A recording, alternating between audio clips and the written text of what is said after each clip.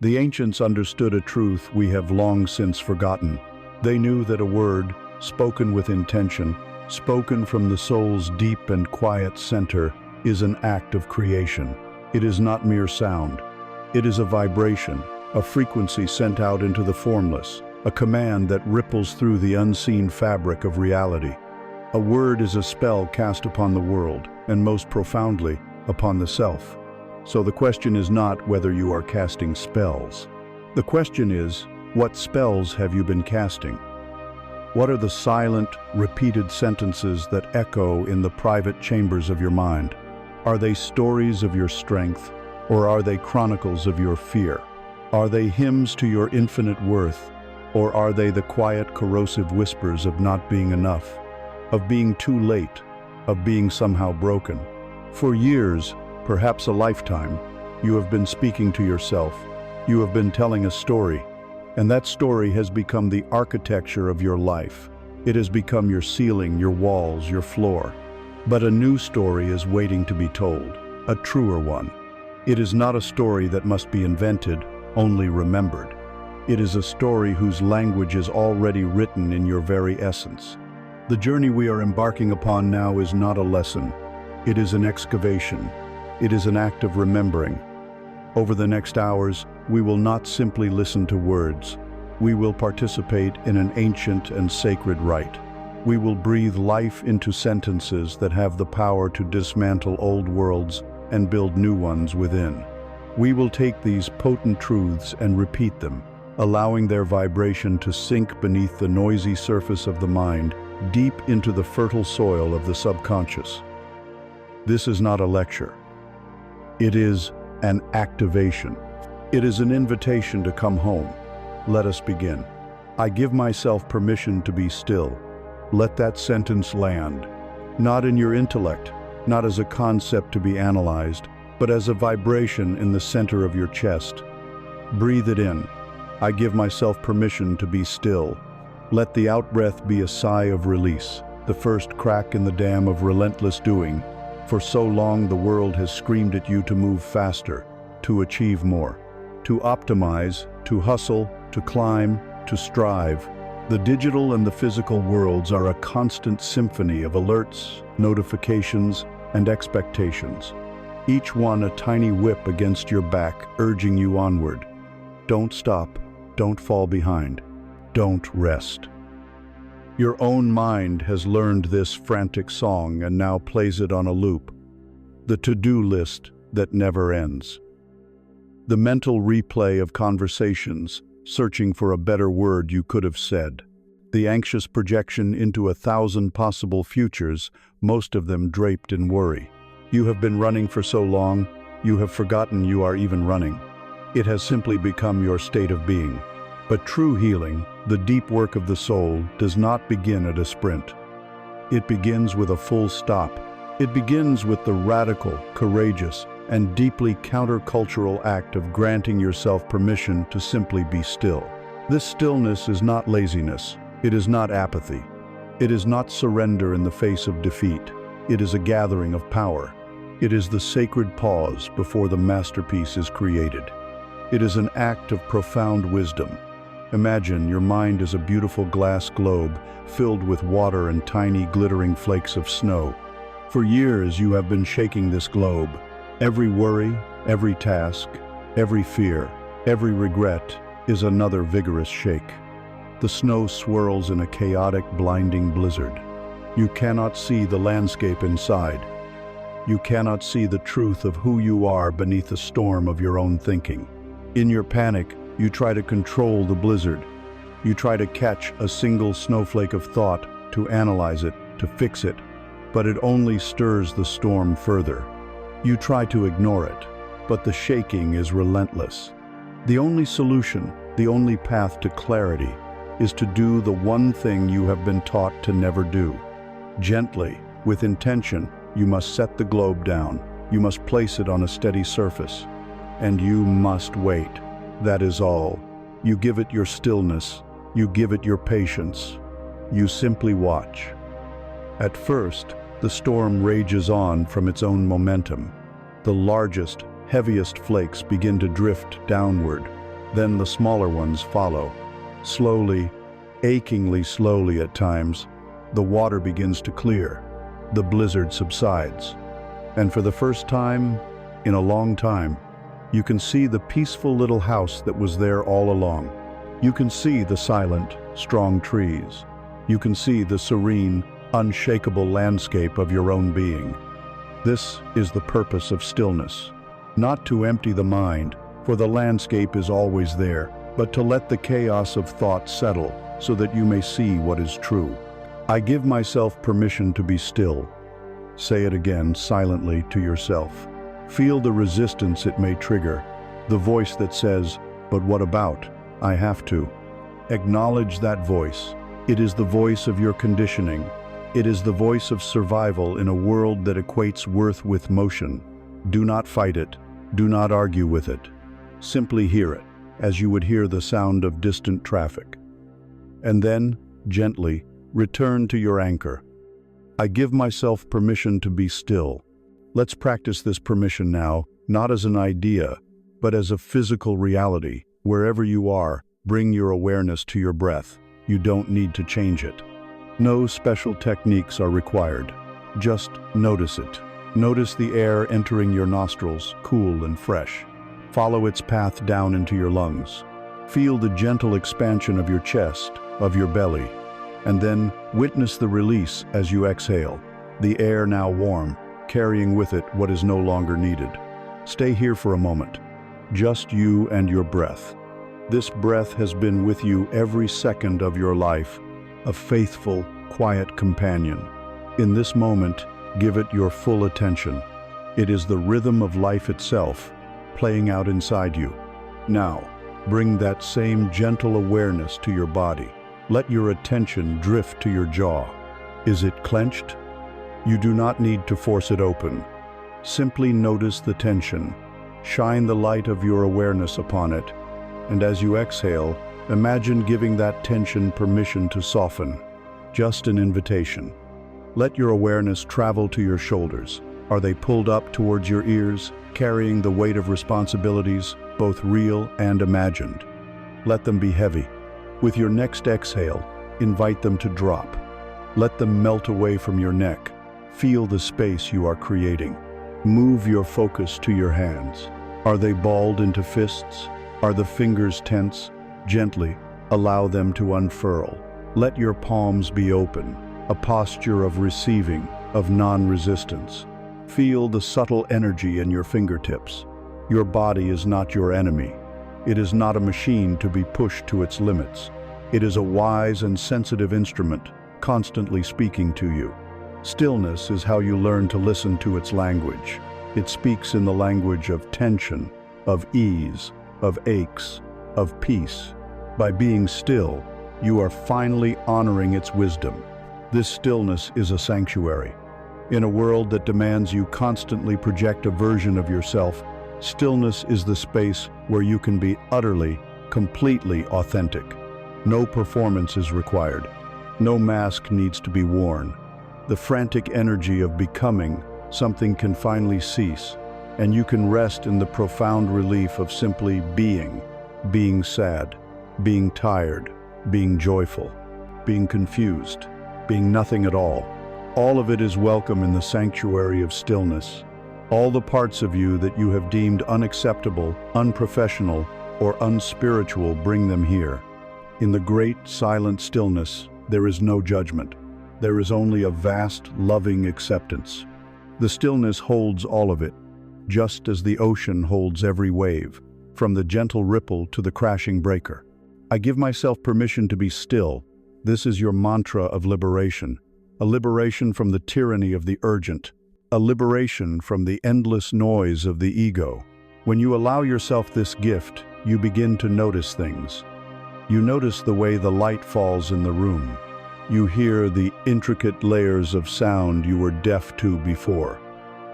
You feel the subtle, steady beat of your own heart, a constant reminder that you are alive, you are here. This is not empty time. This is sacred time. This is the soil from which all intuition, creativity, and deep insight grows.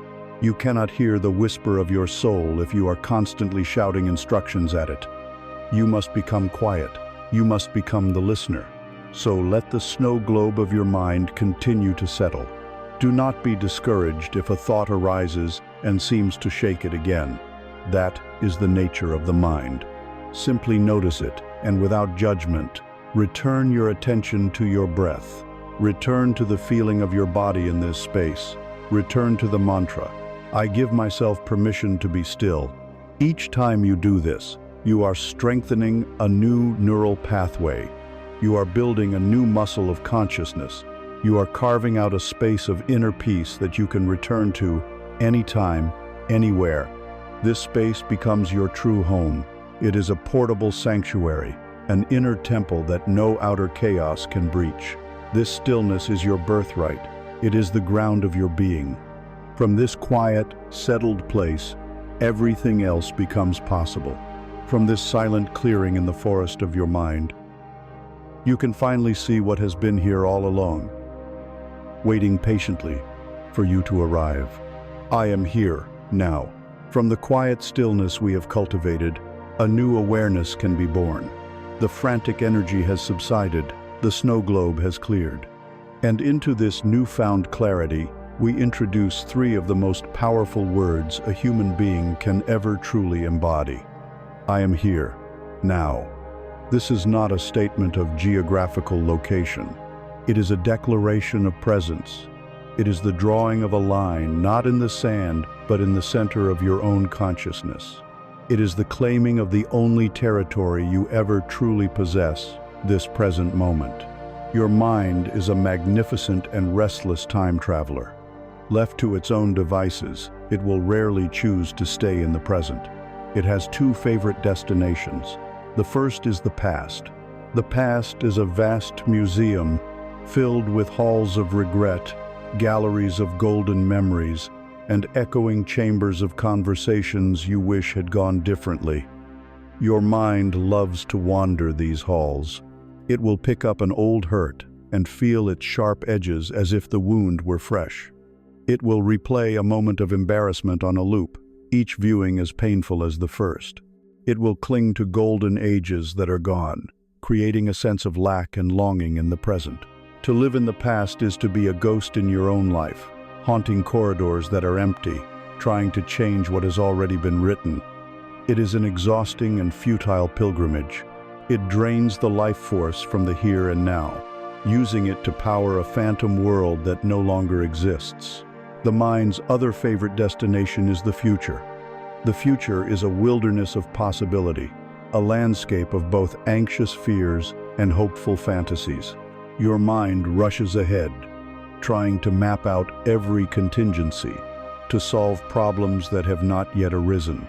It builds elaborate scenarios of what could go wrong, cloaking you in a blanket of free-floating anxiety. Or, it constructs perfect daydreams, destinations of happiness that always lie just around the next corner, after the next achievement, beyond the next hurdle. To live in the future is to be in a constant state of preparation, never in a state of arrival. It is to treat the present moment as a mere stepping stone to something better, something more important. In doing so, you miss the profound truth that life is not happening then or there. Life is only ever happening here, now. I am here, now. This is your anchor in the storm of time. This is the spell that calls your wandering mind home. Imagine your life is not a long, continuous rope that you are trying to manage from end to end. See it instead as a string of exquisite, luminous pearls. Each pearl is a single, perfect now moment. Your suffering comes from trying to hold the entire string at once, clutching the pearls of the past in one hand and grasping for the pearls of the future with the other. You are so preoccupied with the string that you fail to notice the single pearl that is resting right now in the palm of your hand. Bring your attention to this one pearl, this very moment.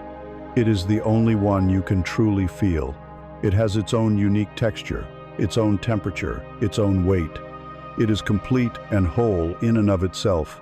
The entire universe has conspired over billions of years to create this single, unrepeatable moment. Your only task is to be fully present for it.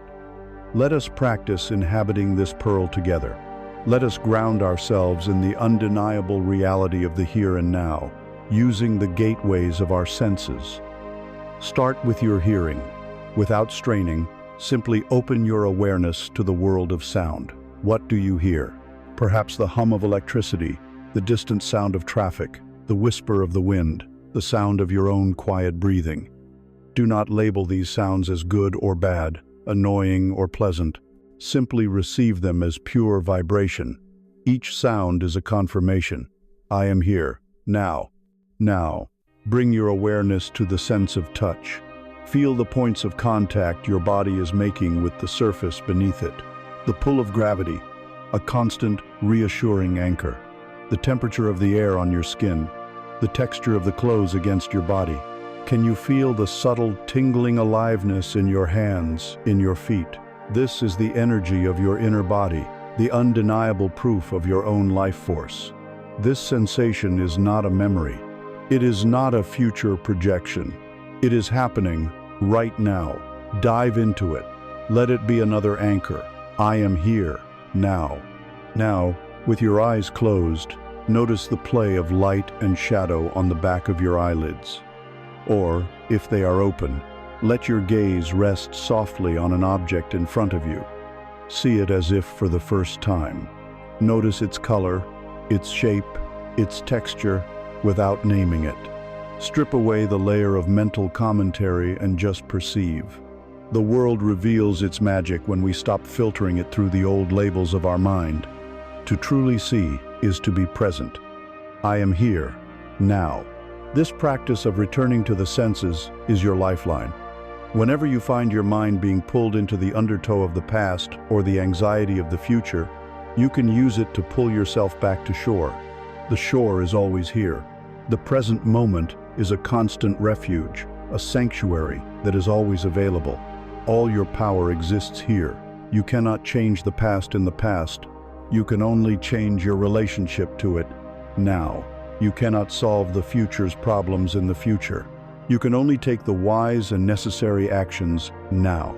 Fear and regret are phantoms made of thought. They dissolve under the bright light of presence. When you are fully present, you are no longer a fragmented being scattered across the timeline of your own story. You are whole. You are integrated. Your energy, which was once diverted to managing phantom worlds, is now fully available to you. This is why presence feels so vital, so alive. It is the homecoming of your own scattered energy. So, let this be your gentle, persistent practice. Throughout your day, pause. Take one conscious breath. Feel your feet on the ground and declare silently to yourself, I am here, now. Do it when you are washing the dishes. Do it when you are waiting in line. Do it when you are feeling overwhelmed. Each time you do, you are reclaiming your life from the grip of the mind. You are choosing reality over illusion. You are choosing peace over turmoil. You are choosing the single radiant pearl of this moment over the heavy, tangled string of time. From this grounded place of presence, a new capacity emerges. When you are no longer lost in thought, you become a stable platform. You become the still mountain, capable of witnessing the ever-changing weather of your own inner world without being shaken by it. Now that you are present, truly present, you have created the sacred space required to meet your own feelings, not as a victim who is swept away by them, but as a silent, powerful witness who can finally understand what they have come to teach you. My feelings are visitors. I am the house. Having anchored yourself in the unshakable ground of the here and now, you have created a foundation. You have stepped out of the turbulent river of thought and are standing firmly on the bank. From this stable vantage point, we can now turn our attention to the powerful currents that flow within us, our emotions. And we will do so with a new understanding, a new relationship, encapsulated in this profound truth. My feelings are visitors. I am the house. For most of your life, you have likely believed the opposite. You have fused your identity with the constant ebb and flow of your emotional state. When sadness arose, your mind did not say, "A feeling of sadness is present." It said, "I am sad." When anger flared, it did not say, "The energy of anger is moving through me." It declared, "I am angry." When anxiety took hold, the inner story was, "I am an anxious person." This is a subtle but devastating linguistic trick. By identifying with the feeling, you give it the keys to your entire being. You become the feeling. And if the feeling is painful, dark, or overwhelming, then you, in your entirety, become painful, dark, and overwhelming. The feeling is no longer a temporary event. It becomes the definition of your reality. It feels permanent. It feels all-consuming. This is the great error of identification. It is time to correct it. Let us use another image. You are not the weather. You are the sky. Your consciousness, that core of you that is aware, is like a vast, open, boundless sky. It is your fundamental nature. Your feelings, all of them, are like the weather. Sometimes, the sky of your being is filled with the warm, brilliant sunshine of joy. At other times, a gentle rain of melancholy falls. Sometimes, a thick, disorienting fog of confusion rolls in. And sometimes, a dramatic thunderstorm of anger or fear rages, with brilliant flashes of lightning and deafening claps of thunder. As the person identified with the weather, you are tossed about relentlessly. You believe you are the storm, you are the fury, you are the darkness, you are the chaos. You feel shattered and destroyed by it. But the sky is never harmed by the weather. The sky is the silent witness, the vast container that allows all weather to be what it is. The sky does not fight the storm.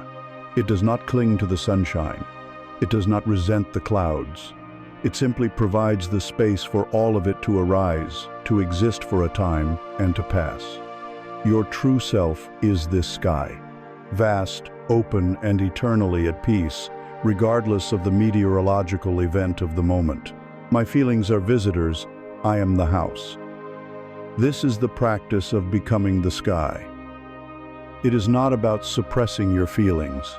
It is not about numbing yourself or pretending you don't feel. That would be like the sky trying to prevent a storm, a futile and unnatural act. No, this is a practice of radical acceptance. It is about creating so much inner space that even the most powerful emotion has room to move through you without destroying you. Let us practice being the house right now. Gently bring your awareness inward, into the present moment. And I invite you to call to mind a feeling that is present for you now, or one that is a frequent visitor. Perhaps it is a flicker of irritation, a trace of loneliness, a hum of anxiety. Choose a visitor that is manageable, not one that threatens to burn the house down, just for this practice. Now, where does this visitor live in your body? Do not think about it, but feel for it. Does this sadness create a hollow ache in your chest?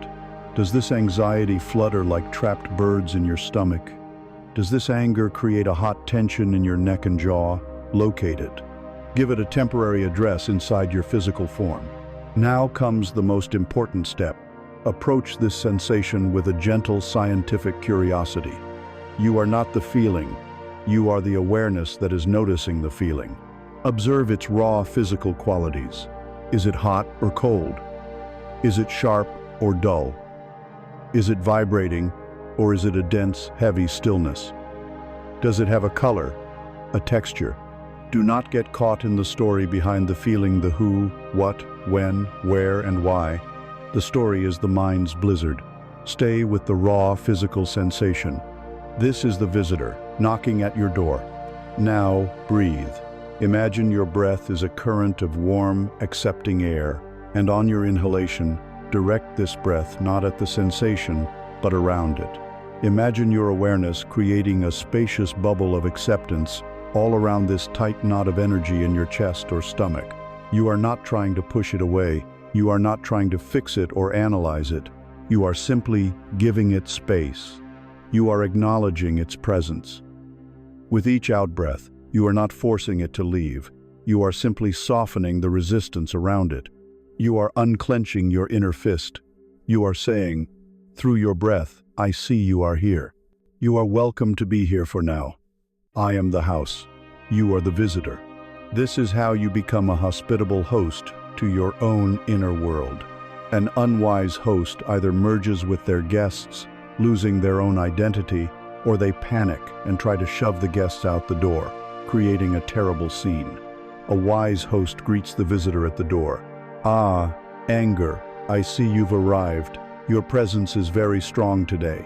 The wise host does not become the angry visitor. The host remains the host. They might offer the visitor a seat. Listen to what it has to say, for every feeling carries a message. And then, when its business is done, the host walks it back to the door. What are the messages of these visitors? Anger often arrives to tell you a boundary has been crossed. Sadness often comes to point to a loss that needs to be properly mourned and released.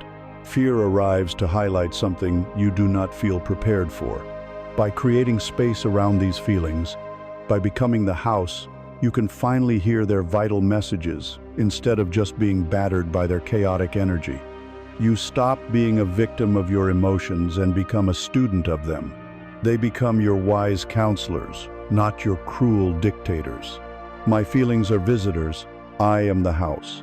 Repeat this to yourself whenever a strong emotion arises. Let it be the circuit breaker that stops the automatic process of identification. It will feel unnatural at first, because your old mental habit is so strong. But with practice, you will begin to feel the space between you, the observer, and the emotion, the observed. That space is freedom. That space is peace. That space is your true nature. You will come to see that feelings are like waves on the ocean. You are not the wave. You are the entire, deep, vast ocean. The wave of anger rises, crests, and inevitably falls back into the whole. The wave of joy rises, crests, and also falls back into the whole. The ocean remains. Your job is not to control the waves, but to become conscious of yourself as the ocean. When you do this, you can experience the full power and beauty of every wave without the fear of drowning. You can finally allow your life to be emotionally rich and vibrant because you know in the core of your being that you are the safe, unshakable space in which it all unfolds. And now that you can host these visitors with wisdom, you can also learn to recognize when a visitor has overstayed its welcome, and with love, show it the door. I release what weighs me down. You have learned to be the house, the vast and peaceful sky for the ever-changing weather of your feelings. You have anchored yourself in the solid ground of the present moment. From this place of profound stability and witnessing, a new faculty awakens within you. It is the power of conscious choice. It is the wisdom to discern not only what is visiting you, but how long it is permitted to stay. For some visitors have overstayed their welcome. They came in years ago and have since taken up residence in the rooms of your soul, draining your energy, clouding your light. Now, with the authority of the host, you can choose to let them go. We begin this process with a declaration of sovereign power. I release what weighs me down. Understand that the word release is a word of strength, not of defeat. It is an active verb. It is the deliberate opening of your hand, not the passive loss of something taken from you. For years, you have been clenching your fists around your burdens. You may not even realize you are doing it. Why do we cling so tightly to the very things that cause us pain? Sometimes, the weight is familiar. The story of our struggle, our grievance, our guilt, has become so intertwined with our identity that we cannot imagine who we would be without it. The pain, in a strange way, feels safe. Releasing it feels like stepping off a cliff into an unknown void. Other times, we hold on to resentment as a misguided form of justice, believing our anger somehow punishes the one who wronged us, never realizing we are the only one drinking the poison. We mistake the heavy chains of the past for a shield, when in reality, they are an anchor. Let us make this real.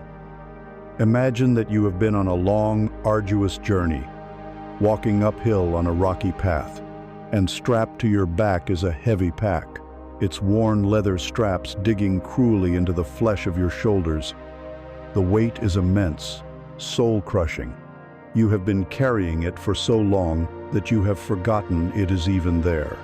You simply believe that life is this exhausting, that this is the natural state of being.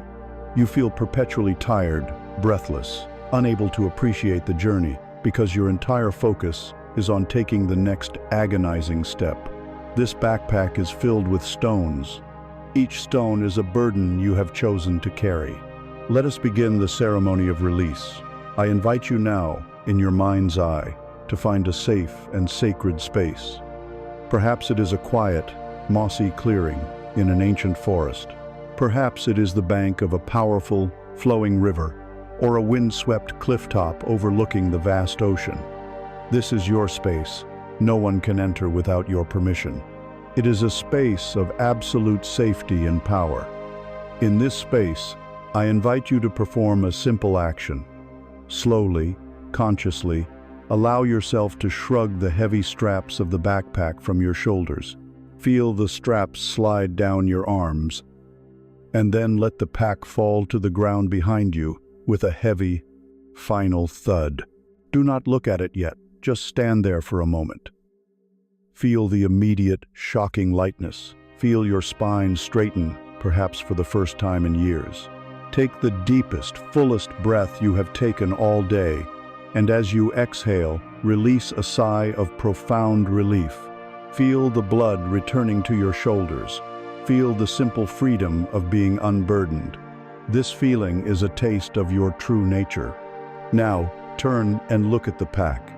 It is just a bag. Its power came only from your choice to carry it. Unfasten the buckle and open it. Reach inside and take out the first stone. Perhaps it is a large, jagged piece of granite. This is the stone of an old betrayal, a deep hurt inflicted by another. Hold it in your hands. Feel its weight, its sharp edges. Do not get lost in the story. Simply acknowledge it. Look at this stone and say to it, "I see the pain you represent. I honor the journey you have put me through.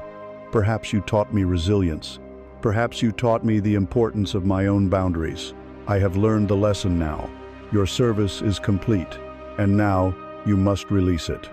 In your mind's eye, draw your arm back and hurl it with all your might into a deep canyon, listening until you can no longer hear it echo.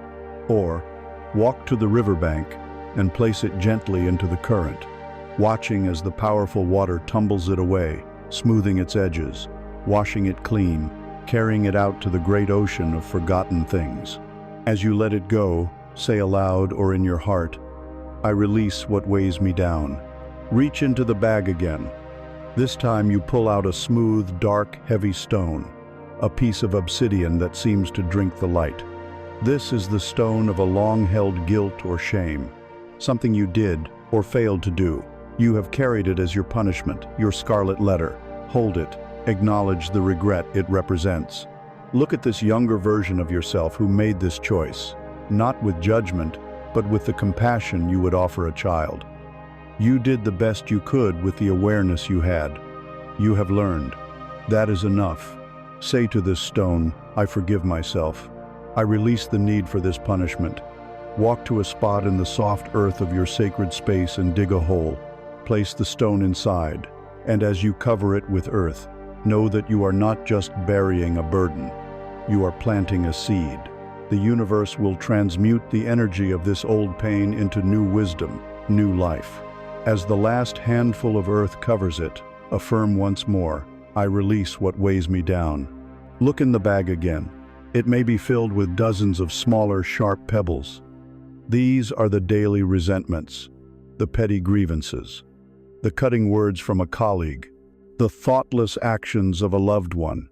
Individually they seem light, but together their weight is immense. You do not need to examine each one.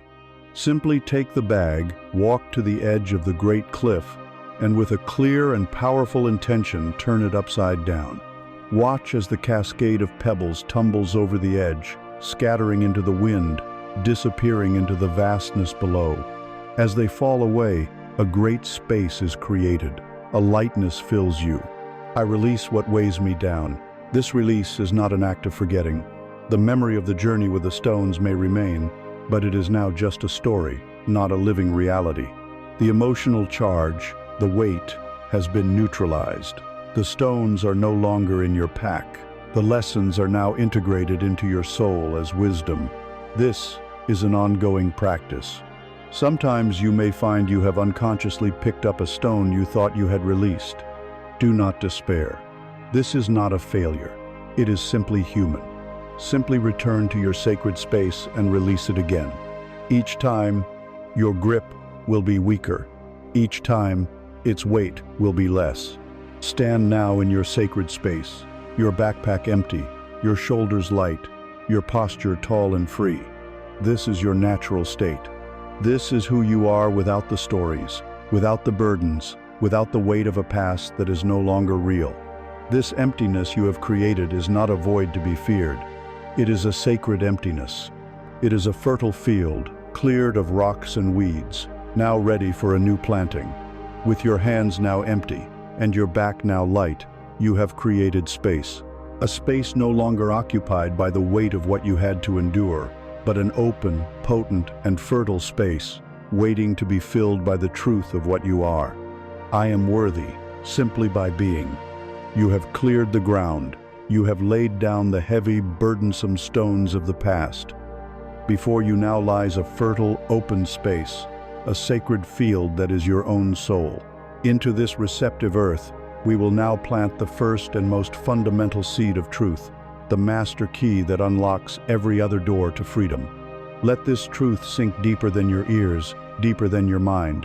Let it find its home in the very marrow of your bones. I am worthy, simply by being. This is not an affirmation you must repeat to convince yourself of a lie. It is a statement of cosmic fact you must remember after a long and painful amnesia. For your entire life, you have been breathing the air of a sick and inverted world. A world that has taught you the great lie of conditional worth. From your first breath, the lesson began. If you are quiet, you are a good baby, and you receive a smile. If you are loud, you are a bad baby, and you receive a frown. The transaction is established. Your worth is not inherent. It is something to be earned. It is a reward for performance. This lesson is then reinforced 1,000,000 times over. If you get good grades, you are worthy of praise. If you succeed in sports, you are worthy of admiration. If you build a successful career, if you accumulate wealth, if you maintain a certain physical appearance, then, and only then, are you worthy of love, respect, and a place at the table. This conditioning has installed a virus deep in your operating system. It is the virus of not enough. Your mind became a relentless accountant, constantly auditing your existence, forever finding a deficit. It compares your life to the curated highlight reels of others and finds you lacking. It scrutinizes your face in the mirror and finds it flawed. It replays your mistakes and brands them as evidence of your fundamental inadequacy. You have been living in a prison built from the invisible bars of if-then statements. I will be worthy if I get that promotion. I will be worthy when I find a partner who loves me. I will be worthy once I lose the weight, fix my flaws, and finally get my life in order.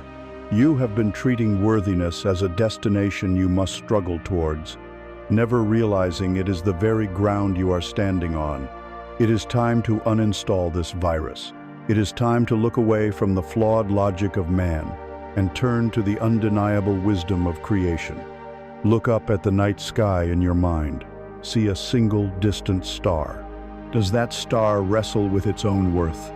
Does it look at a brighter star, a larger nebula, and decide to dim its own light in shame?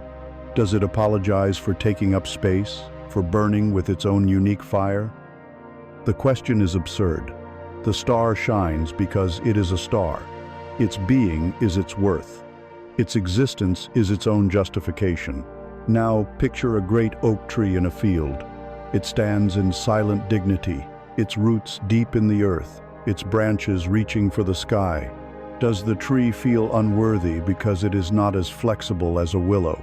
Does it stop growing because one of its branches is crooked? Does it refuse to produce acorns because it is not as tall as the tree next to it? Number. The tree simply is.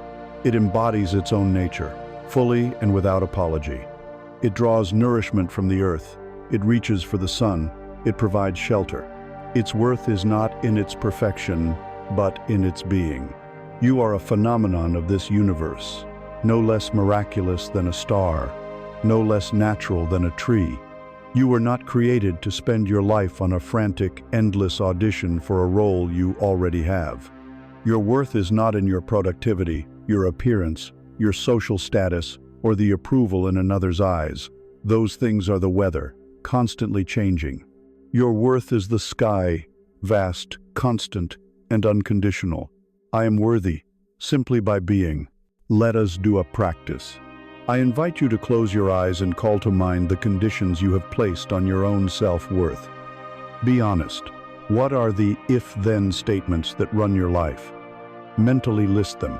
I will be worthy when. See each one of these conditions as a heavy chain you have voluntarily clasped around your own ankles. Feel their weight. See how they have restricted your movement, how they have kept you tethered to the hamster wheel of seeking and proving.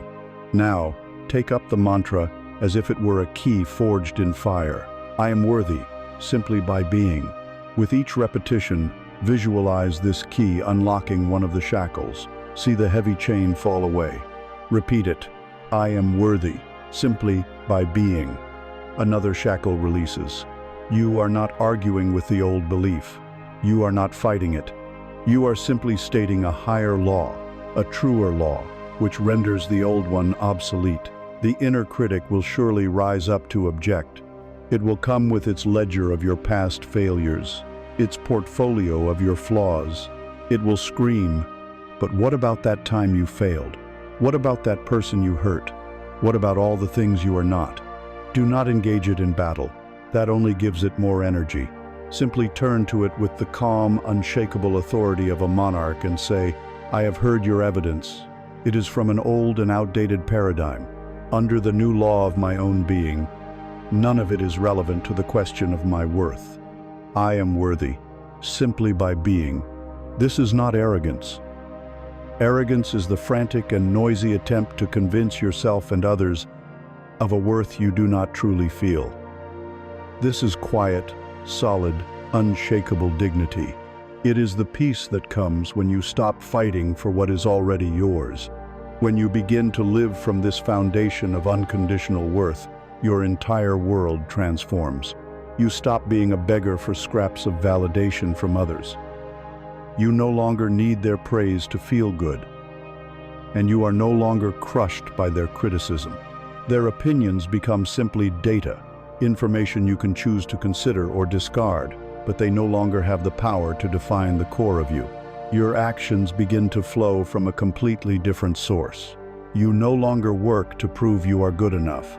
You work because the expression of your unique gifts is a joyful act. You no longer seek a relationship to complete you or validate you. You enter relationships from a place of wholeness, to share your completeness with another. You create not to win applause, but because the act of creation is the natural overflow of your own being. You are no longer trying to earn your place in the world. You are simply expressing the truth of the place you have always occupied.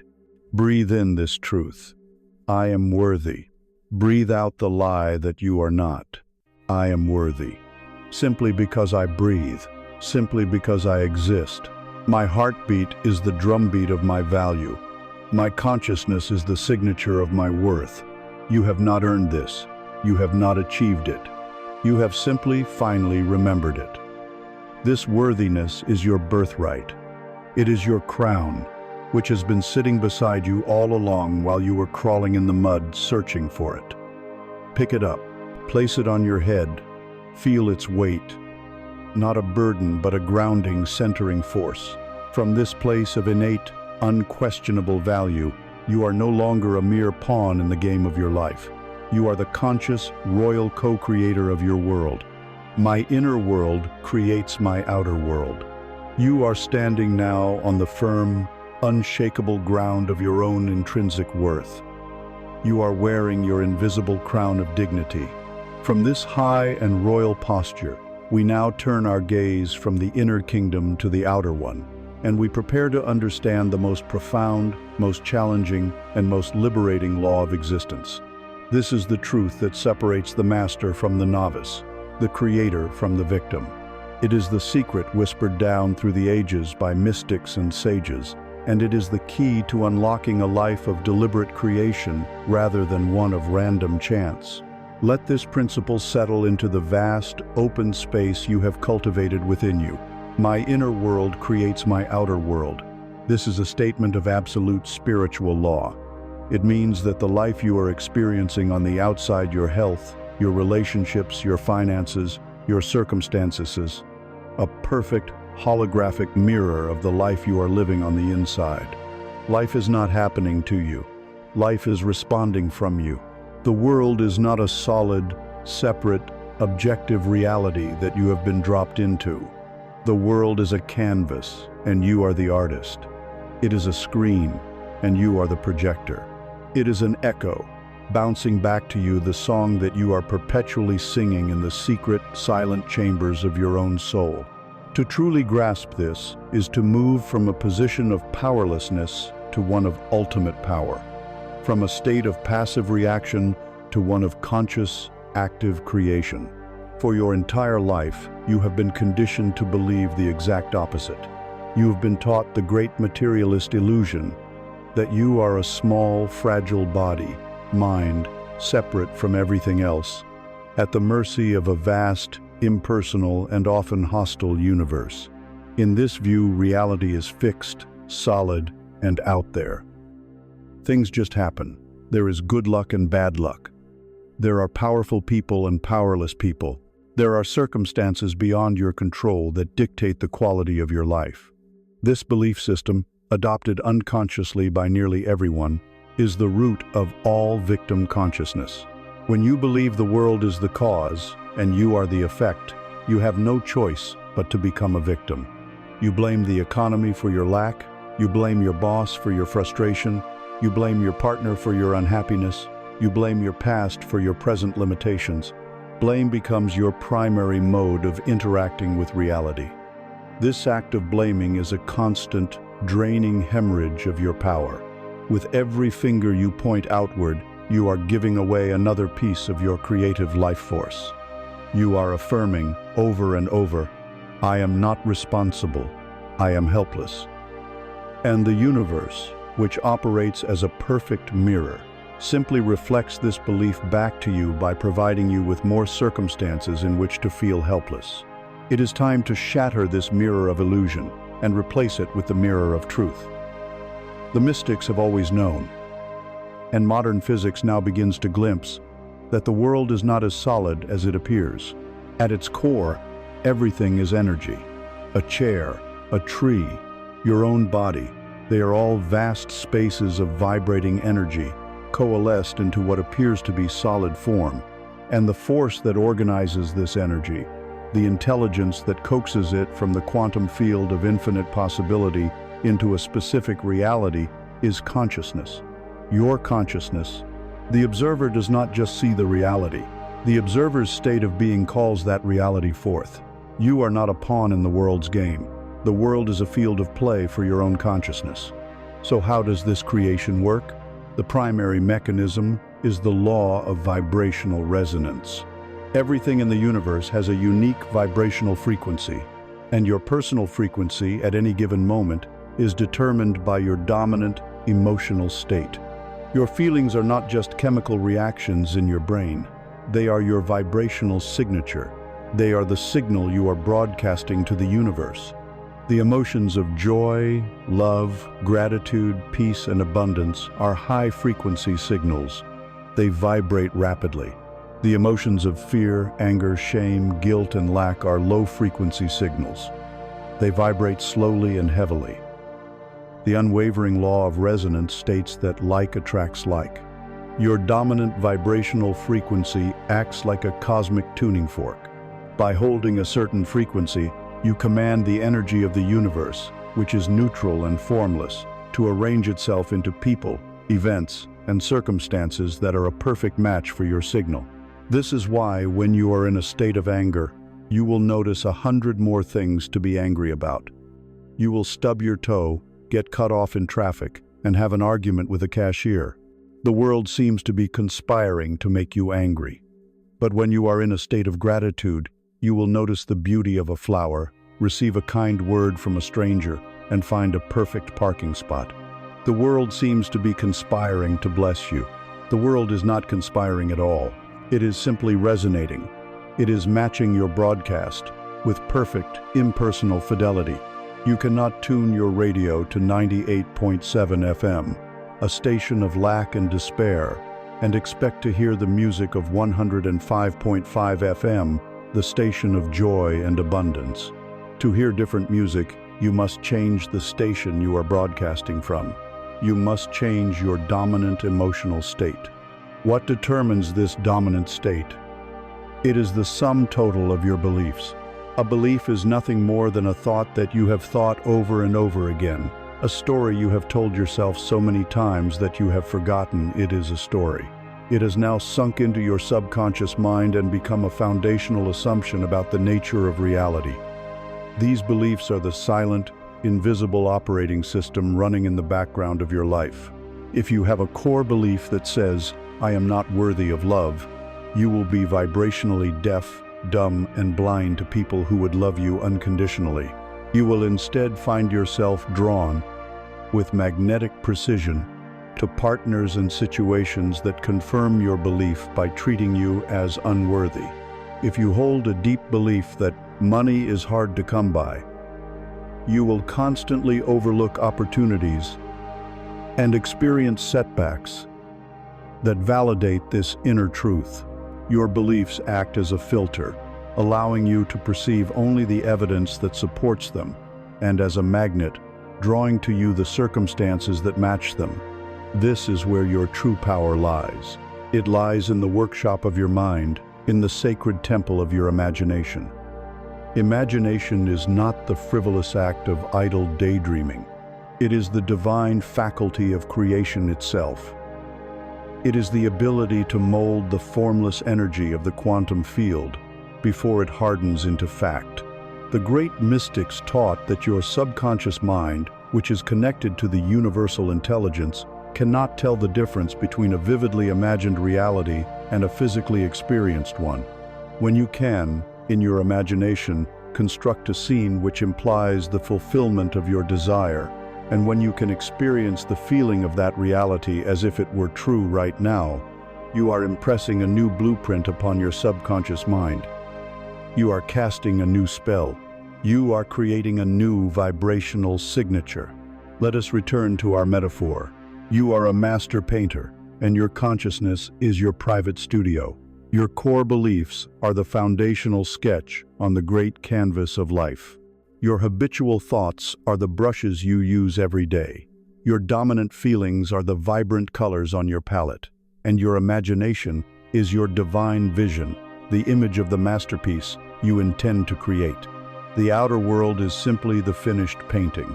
For years, you may have been painting with the muddy colors of fear, lack, and resentment, and then looking at the finished artwork on the wall of your life and wondering why it is so gray and bleak. You have tried to fix the painting by scrubbing at the canvas, by trying to manipulate the outer world. But this is futile. The change is never made on the canvas. The change is made back at the palette. You must consciously choose to dip your brushes in the vibrant, luminous colors of love, gratitude, joy, and abundance. Let us practice this now. Let us become the conscious artist. First, take a gentle, non-judgmental inventory of your inner world. What are the dominant colors on your palette today? Is it the gray of worry, the red of irritation, the blue of sadness? Just notice, without judgment. This is your current point of creation. Now, what is the masterpiece you wish to create? And be very specific here, not about the what, but about the why. Do not just say, "I want more money." Go deeper. What is the feeling that more money would give you? Security? Freedom? Joy? The feeling is the destination. Do not say, "I want a new relationship." What is the feeling state you desire? Is it cherished connection, deep intimacy, playful companionship? Isolate the feeling. That is the color you must learn to mix on your inner palette first. Now, we will enter the studio of imagination. Find a comfortable position. Close your eyes and take a few deep, cleansing breaths. Let the noise of the world fade away. Now, bring to mind the feeling state you desire. Let's say it is the feeling of being deeply, profoundly peaceful and secure. Once you have a sense of that feeling, I want you to construct a short, simple scene in your imagination. A scene which, if it were to happen in your life, would imply that you have achieved this state of being. Perhaps it is a scene of you sitting in your favorite chair at the end of a long day, a gentle smile on your face, looking out at the rain with a cup of tea in your hand, and feeling a deep, unshakable sense of all is well. Perhaps it's a scene of you paying all your bills with ease and joy, feeling a wave of gratitude and security wash over you. Choose your scene. Now, step into it. Do not watch it like a movie. Inhabit it. See through your own eyes. What do you see? Notice the details. The color of the teacup, the pattern of the rain on the window pane. What do you hear?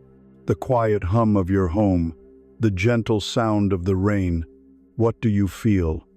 Physically, the warmth of the cup in your hands, the comfort of the chair. And most importantly, what do you feel emotionally? Dive into the feeling of peace, the feeling of security, the feeling of gratitude. Let it saturate every cell of your being. Feel it as if it is your reality right now. This is the key. The feeling is the prayer. The feeling is the creative act. Linger in this scene. Loop it. Let it become more real to you than your current problems. Let it become your new inner home. When you emerge from this practice, your job is not to rush out and make it happen. Your job is to carry that feeling with you. This is called living in the end. You walk, talk, and act from the assumption that your desire is already a fact, and now you must have faith. There is a necessary time lag in this physical dimension, a divine buffer. It is a mercy, for it prevents your every fleeting negative thought from manifesting instantly. Your work is to remain faithful to your new inner reality, regardless of what the old mirror of the outer world is still showing you. Persist in your new feeling state, your new assumption. The mirror must, by law, eventually change to reflect the new you. You are the painter. You are the dreamer of your dream. This is your great power and your great responsibility. You can no longer afford the luxury of a negative thought, the indulgence of a resentful feeling, for you now understand that these are not harmless, private events. They are creative acts. They are the brush strokes on your canvas. Look at the canvas of your life. If you do not like the painting, do not despair. Be grateful for the feedback the mirror is providing, and then turn away from the canvas. Come back into the sacred studio of your own being and choose a new color. But before you can paint a truly luminous masterpiece, you must often clean the old residue from the canvas. You must prepare the surface for the new vision. This sacred preparation begins with the courageous act of forgiveness. I forgive others, not for them, but for me. You stand now as the conscious creator, the artist before the canvas of your life. You understand the fundamental law. Your inner world of thought and feeling is the palette from which you paint your outer reality. You are ready to create a masterpiece of joy, abundance, and peace. But as you approach the canvas, you may notice that certain areas are stained. There are old, dark, sticky patches of color that seem to bleed through any new layer you try to apply. These stains are the residue of past hurts. They are your grievances, your resentments. They are the heavy, toxic energy of unforgiveness. To truly clean the canvas and claim your full creative power, you must undertake one of the most courageous and liberating acts of the human spirit. You must forgive, and you will do so with this understanding as your shield and your sword. I forgive others, not for them, but for me. Let us be absolutely clear about what forgiveness is and what it is not. Forgiveness is not condoning. It is not saying what you did was okay. It is not pretending the hurt didn't happen. The wound was real, the betrayal was real, the injustice was real. Forgiveness does not erase the event. It transmutes the poison of the event within your own system. Forgiveness is not reconciliation. It does not mean you must trust the person again. It does not mean you must allow them back into your life, your home, or your heart. Forgiveness is an internal act of liberation. Reconciliation is an external negotiation which may or may not be wise, safe, or even possible. You can forgive someone completely and choose, from a place of wisdom and self-love, to never speak to them again. Finally, forgiveness is not a weakness. It is the ultimate act of emotional sovereignty. It takes far more strength, courage, and character to release a grievance than it does to cling to it. To cling to hurt is easy. To release it is the work of a master. The ancient sages spoke a profound truth. To hold on to resentment is like drinking a daily cup of poison and expecting the other person to die. Think about this. The person who wronged you may be miles away, living their life, perhaps not even thinking of you. Yet here you are, in the sanctuary of your own being, voluntarily replaying the painful scene over and over. You are allowing them to live rent-free in your most sacred space, your mind. Each time you indulge in the story of your grievance, you are pumping that toxic cocktail of stress hormone cortisol, adrenaline through your own veins. You are the one whose sleep is disturbed. You are the one whose body is tense. You are the one whose vision of the world becomes colored by bitterness and distrust. You are drinking the poison. Forgiveness is the simple, powerful act of putting the cup down. It is declaring, I will no longer poison myself for your mistakes. And imagine that every time you experience a deep hurt that you do not release, an invisible, energetic cord is formed between you and the other person or event. It is a thick, dark, sticky cord, and it plugs directly into your life force. As long as this cord of unforgiveness exists, your vital energy is being constantly siphoned away to feed a dead past. It keeps you tethered to the very thing that hurt you, forcing you to drag it behind you everywhere you go. This is why unforgiveness is so exhausting. It is a massive energy leak. Forgiveness is the act of taking a brilliant, golden pair of scissors, forged from your own self-love, and with a clear and decisive intention, snipping that cord. It is the act of reclaiming 100% of your own creative energy for your own life, right here, right now. The cost of unforgiveness is far greater than just your peace of mind.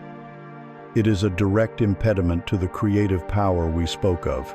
The feelings of resentment, blame, and anger are among the lowest and heaviest frequencies you can broadcast. By choosing to hold on to them, you are choosing to anchor yourself in a low vibrational state. From this state, by the law of resonance, you can only attract more circumstances that will give you reasons to feel resentful, blamed, and angry. You are caught in a self-perpetuating loop of victimhood.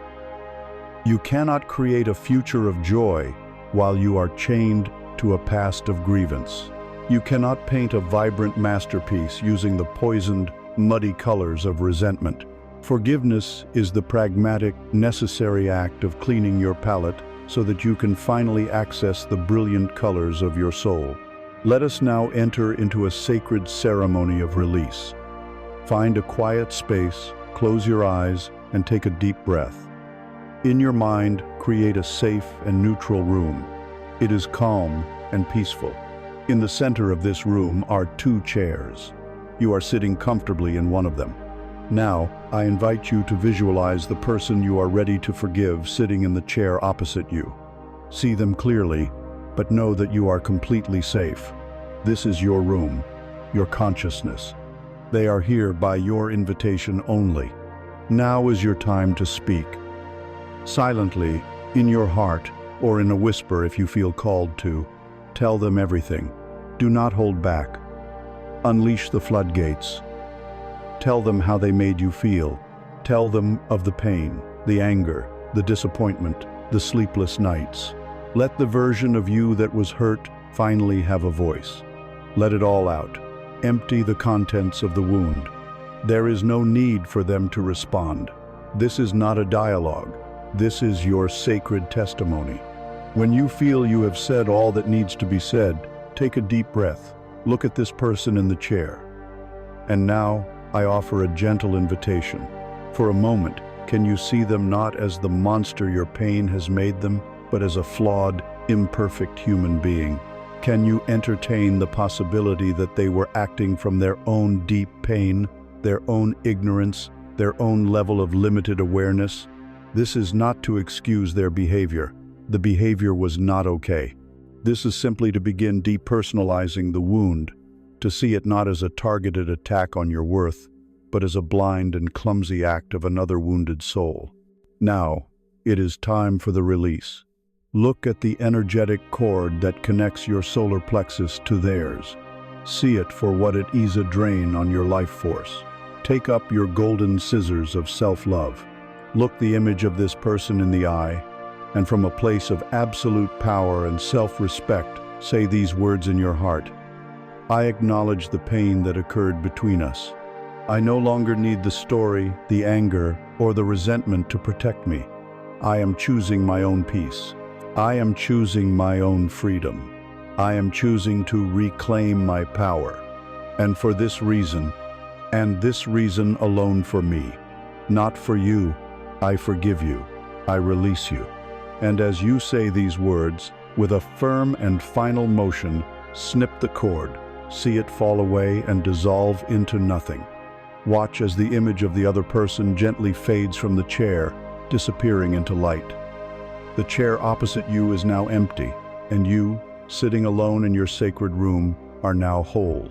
Feel your energy, which was flowing out through that cord, now flood back into your own body.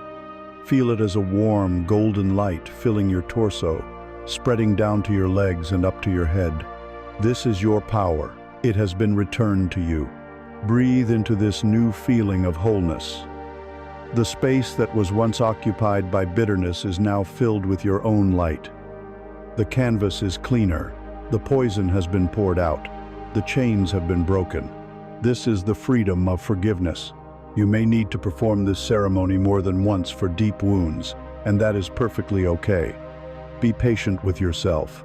Each time, it will become easier. Each time, you will reclaim more of your soul. You have now given this profound gift of release to another. You have cleaned the canvas of your life from the stains they left behind. But there is often one person whose trespasses we hold on to most fiercely. One person we find it hardest to release from the prison of our judgment. And that person is the one you see every day in the mirror. The journey of forgiveness is not complete until it turns inward. I forgive myself for not knowing better then. You have performed the sacred act of releasing others. You have snipped the energetic cords of resentment and cleaned the canvas of your life from the stains of external grievances. A great lightness has entered you. But as you stand in this newfound clarity, you may notice one towering shadow still remains. Often, the final and most heavily guarded prison is the one we build for ourselves. And the harshest judge we will ever face is the one who resides within our own mind. We can offer compassion to the entire world and still deny it to ourselves. The journey of healing is not complete until this last, most difficult forgiveness is granted. And so, we approach the tender core of our own heart with this gentle, powerful key. I forgive myself for not knowing better then. Within your mind, there lives a relentless inner prosecutor. Its memory is perfect. It keeps a flawless, detailed record of every mistake you have ever made, every foolish word you have ever spoken, every time you have failed, faltered, or fallen short. It has a vast library of evidence against you, and its favorite pastime is to hold a constant trial in the courtroom of your mind. In these trials, you are always guilty. The prosecutor takes your actions from 5, 10, 20 years ago and judges them with the full wisdom and clarity of the person you are today. This is the most unfair trial in the universe. It is like scolding a 5-year-old for not understanding calculus. It is like berating the person you were yesterday for not knowing what you learned this morning. You are judging a past version of yourself for a crime they could not have even understood they were committing. It is time to dismiss this prosecutor. It is time to step down from the witness stand and approach your own past, not as a judge, but as the most compassionate witness you can imagine. Let us use a new metaphor. Picture a small child, just a toddler, learning to walk. See her fierce determination. She pulls herself up, her chubby legs trembling with effort.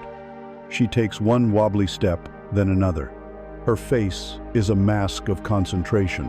And then, inevitably, she loses her balance and tumbles down onto the soft carpet with a small cry. Now, watch yourself as the observer. Do you rush over and scream at this child for her weakness? Do you call her a failure? Do you tell her she is clumsy and worthless and should just give up? Of course not. The thought is monstrous. Your heart would flood with love.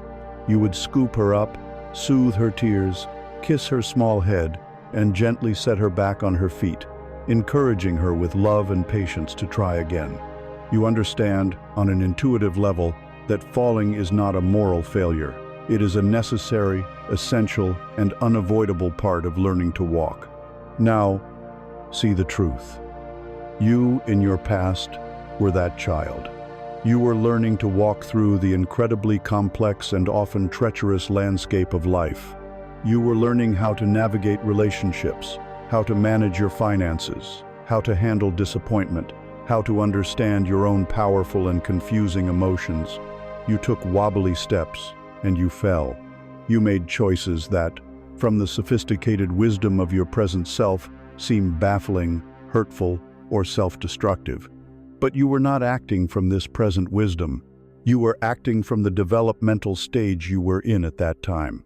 You were doing the best you possibly could with the tools, the awareness, and the emotional resources you had available to you in that moment. That is a spiritual law. You have always been doing the best you could. To believe otherwise is to believe a lie. Every action you have ever taken, even the ones you are most ashamed of, was a clumsy attempt to meet a legitimate need. It was an attempt to find love or to avoid pain. The angry outburst was a desperate, unskilled attempt to feel powerful in a moment of profound helplessness. The needy behavior that pushed someone away was a terrified child's attempt to grasp for security. The choice to stay in a painful situation long past its expiry date was driven by the fear that the pain of leaving would be even greater. If you can look past the flawed action and see the innocent, universal human need that was driving it, the hard shell of judgment begins to crack, and the light of compassion can finally get in. Let us make this compassion real. I invite you to join me in a dialogue with your own past. Close your eyes and return to that safe, peaceful room within your own consciousness. Now, I want you to invite a younger version of yourself to join you. A version of you from a time that still brings you a feeling of shame, regret, or cringe. Perhaps it is a teenage you, an awkward young adult, or even the you from last year. See this younger self appear before you. Do not judge. For the first moment, just witness. Look at their face. Look into their eyes. Try to feel what they were feeling in that period of their life. The confusion, the fear, the insecurity, the loneliness, the desperate need for approval. See their struggle. See their pain. Now, from your heart, from the wise and compassionate self you are today, begin to speak to them, not with blame, but with the profound love you would offer that small, stumbling child. You might say, "I see you. I am so sorry that I have judged you so harshly for so long. I am sorry that I have carried your mistake like a stone, when I should have been carrying you with compassion. I see now how scared you were. I see how much you were hurting. You didn't have the wisdom I have now. You didn't have the tools. You were just trying to survive. You were doing the very best you could. Let this younger you feel the warmth of your acceptance, perhaps for the very first time. Now, rise from your chair, walk over to them, and embrace them. Pull this lost, fragmented part of yourself into your own heart. Feel them merge with you, not as a painful memory, but as a part of your own being that has finally come home to be healed. This is the integration of your shadows. This is the healing of the inner child. With this feeling of wholeness, of self-reunion, I invite you now to place a hand over your own heart, feel its steady, faithful beat, and say these words, feeling their truth resonate through your entire body. I forgive myself. I forgive myself for not knowing better then. I did the best I could with the awareness I possessed. I release myself now from the prison of my own judgment. I am free. Breathe into this freedom.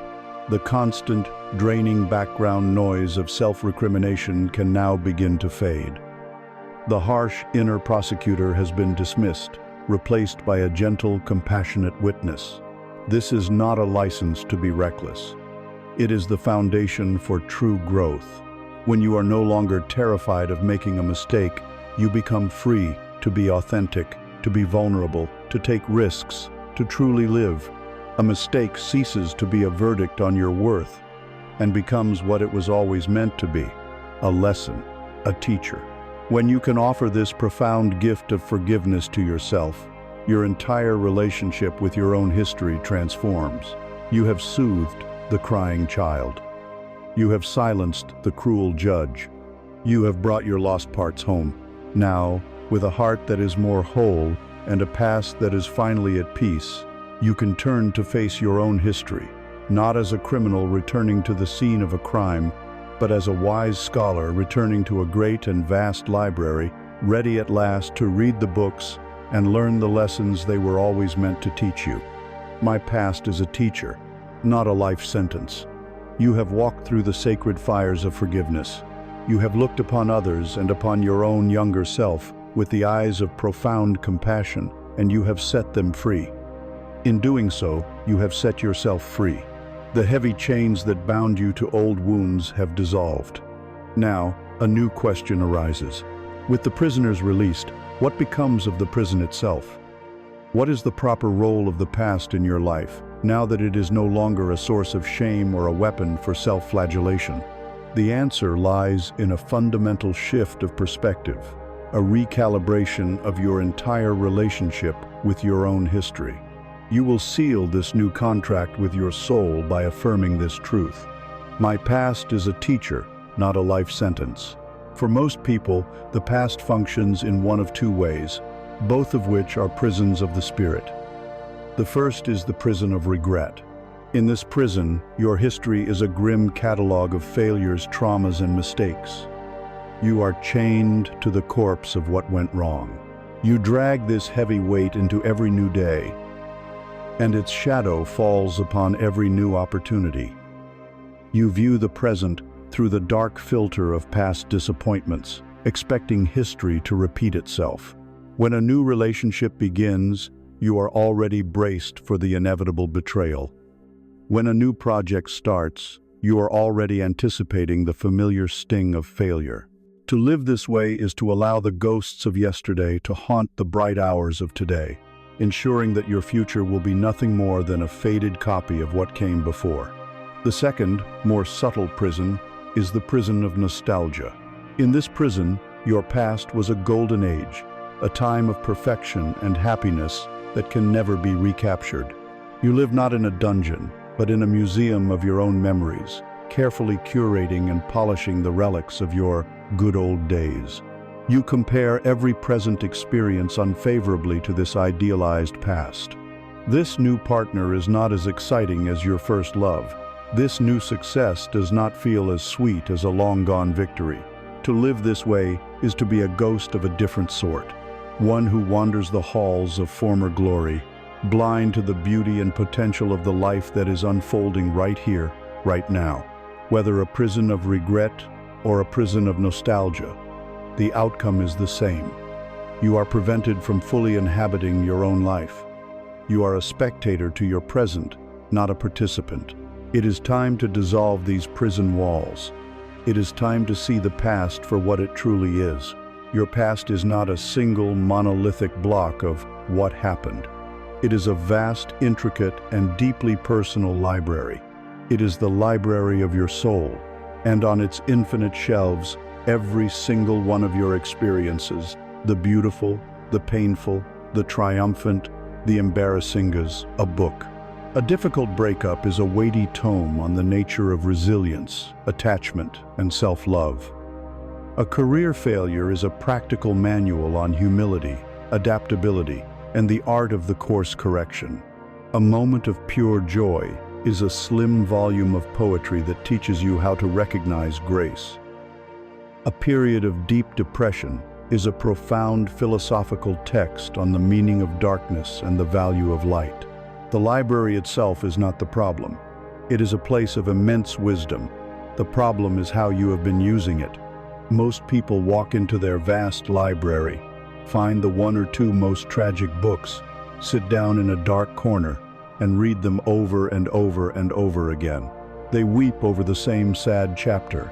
They rage at the same villain. They feel the same heartbreak, as if it were happening for the first time. They become so engrossed in these few painful volumes that they forget there are thousands of other books on the shelves, filled with different stories, different lessons, different outcomes. Your new role is not that of the weeping reader. Your new role is that of the wise and discerning librarian of your own soul. A librarian does not live in the library. A librarian enters the library with a purpose, to acquire knowledge. They know how to navigate the aisles, how to find the exact information they need. They can pull a book from the shelf, open it, extract the necessary wisdom, and then, this is the crucial part, they place the book reverently back on the shelf, and they walk out into the fresh air and sunlight of the present day, ready to apply what they have learned. Let us practice being this wise librarian now. In your mind, visualize yourself standing at the entrance to your own magnificent personal library. The air is still and sacred, smelling of ancient paper and profound wisdom. I want you to walk with purpose to a section of the library that represents a period of your life you have previously viewed with pain or regret. See the title of that time on the spines of the books. Now, choose one specific book on specific experience that has held a painful charge for you. Instead of feeling the old fear or shame, approach it with the calm, detached curiosity of a master scholar. Take the book down from the shelf. Feel its weight in your hands. Open it. But this time, you will not read the story of what happened. You are no longer interested in the plot. You are here for the theme. You are here for the lesson. As you flip through the pages, you ask a new set of questions. You ask the book, what hidden gift was wrapped in this painful packaging? What strength did I forge in your fire? What did you teach me about compassion, about boundaries, about my own resilience? What essential piece of wisdom about life did I learn from you that I could not have learned any other way? Do not rush. Wait patiently for the answer. It will come, not as a detailed analysis, but as a simple, clear insight. Perhaps the lesson was, I am stronger than I ever imagined.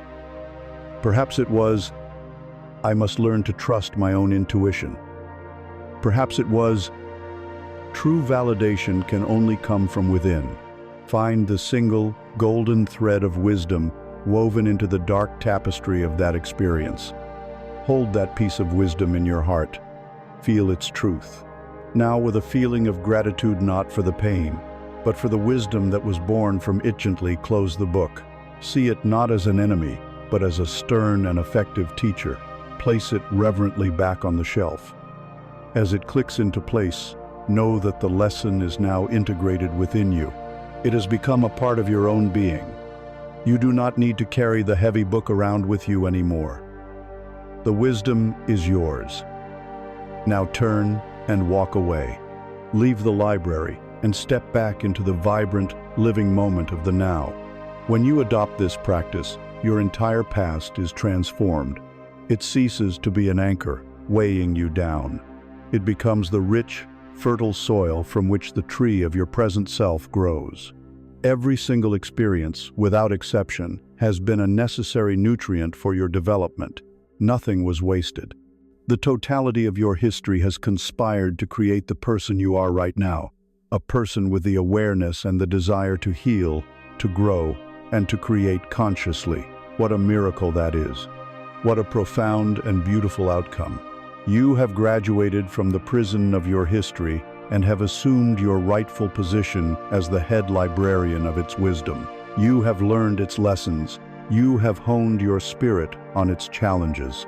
With all of this deep, earned wisdom now fully integrated within you, you are no longer defined by the stories that have been written about you or by you in the past. You are finally ready to pick up the pen and become the author of what happens next. I am the author of my story.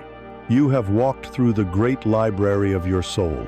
You have gathered the wisdom from the volumes of your past, and you have emerged, not burdened, but enriched. You have forgiven, you have released, and you have reclaimed the vast territories of your own heart. Now, you stand at a profound threshold. You have moved from being the subject of your history to the student of it. And now, you must take the final, most powerful step. You must move from being the student to being the master. The time for only reading is over. The time for writing has begun. Let this declaration land in your consciousness not as a hopeful wish, but as a statement of fundamental truth. I am the author of my story. For most of your life, you have experienced yourself as a character in a story whose author was unknown. You were an actor on a stage, reading lines from a script you did not write. The plot twisted and turned, and your role was simply to react. A villain would enter, and you would feel fear. A tragedy would strike, and you would feel grief. A stroke of luck would occur, and you would feel a fleeting moment of joy. Your inner monologue was that of the character, not the author. Why is this happening to me? I can't believe they did that. I guess this is just my lot in life. I have no choice. This is the language of the passive participant, the language of the victim, the language of a being who believes their destiny is in hands other than their own. To live this way is to be a leaf in the wind, tossed about by forces you do not understand and cannot control. But a moment of awakening is possible. It is the moment the character on the page looks up and realizes that the ink and paper are not the ultimate reality. It is the moment the character becomes aware of the silent, vast consciousness that is imagining the entire narrative. And in that moment, everything changes. The character realizes, with a jolt that shakes the foundations of their world, the narrator is me, the plot is my choice, the theme is my decision. This is the moment you are in right now. This is the great awakening to your own creative authority. Think of your life as a book. The first few chapters may have been heavily influenced or even ghostwritten by others. Your parents, your culture, your early teachers, they handed you a story about who you were, what the world was like, and what your place in it should be. They gave you a character description, and for a long time, you played the part without question. We do not say this with blame. They too were characters in a story handed to them. But now, you are awake. You see the half-written book of your life lying open, and you realize the most glorious truth. The pen is in your hand. From this moment forward, you are the one who decides what gets written. You are seizing creative control. Let us perform a ceremony to consecrate this shift in identity. In your mind's eye, I want you to see yourself not in a courtroom or a library, but in a quiet, beautiful, and sacred study. The room is lined with books of wisdom, the light is soft, and the air is filled with a sense of infinite potential. This is your creative sanctuary. In the center of the room is a grand, solid desk, and you are seated at it. Before you lies a magnificent, leather-bound book. Its cover is blank. Its pages are pristine, crisp, and empty. This book is the rest of your life. Now, feel the weight of a pen in your hand. This is no ordinary pen. It is the pen of divine intention. It writes not with simple ink, but with the very energy of creation. Its ink is focus, feeling, and faith. Take a moment to feel the power that rests in your hand, the power to create worlds, the power to define your own reality. Now, with this pen, I want you to write the title for the very next chapter of your life. Do not overthink it. Choose a title that inspires you, a title that sets a powerful theme. Perhaps it is The Chapter of Authentic Power, or The Chapter of Unshakable Peace, or The Chapter of Joyful Abundance. As you write these words on the title page, feel the intention behind them. You are not just writing words, you are issuing a command to the universe and to your own subconscious mind. You are declaring the theme of what is to come. Now, turn to the first fresh page of this new chapter. It is time to write the opening sentence. Just one sentence that will set the tone for all that follows. Perhaps it is something like, "And so, she finally decided that her own well-being was a worthy cause, and began to build a life that nourished her soul." Or perhaps he stepped out of the shadows of his past, not with arrogance, but with the quiet, solid certainty of a man who had finally come home to himself. Or simply, "And with a heart full of trust, she began." Write your first sentence.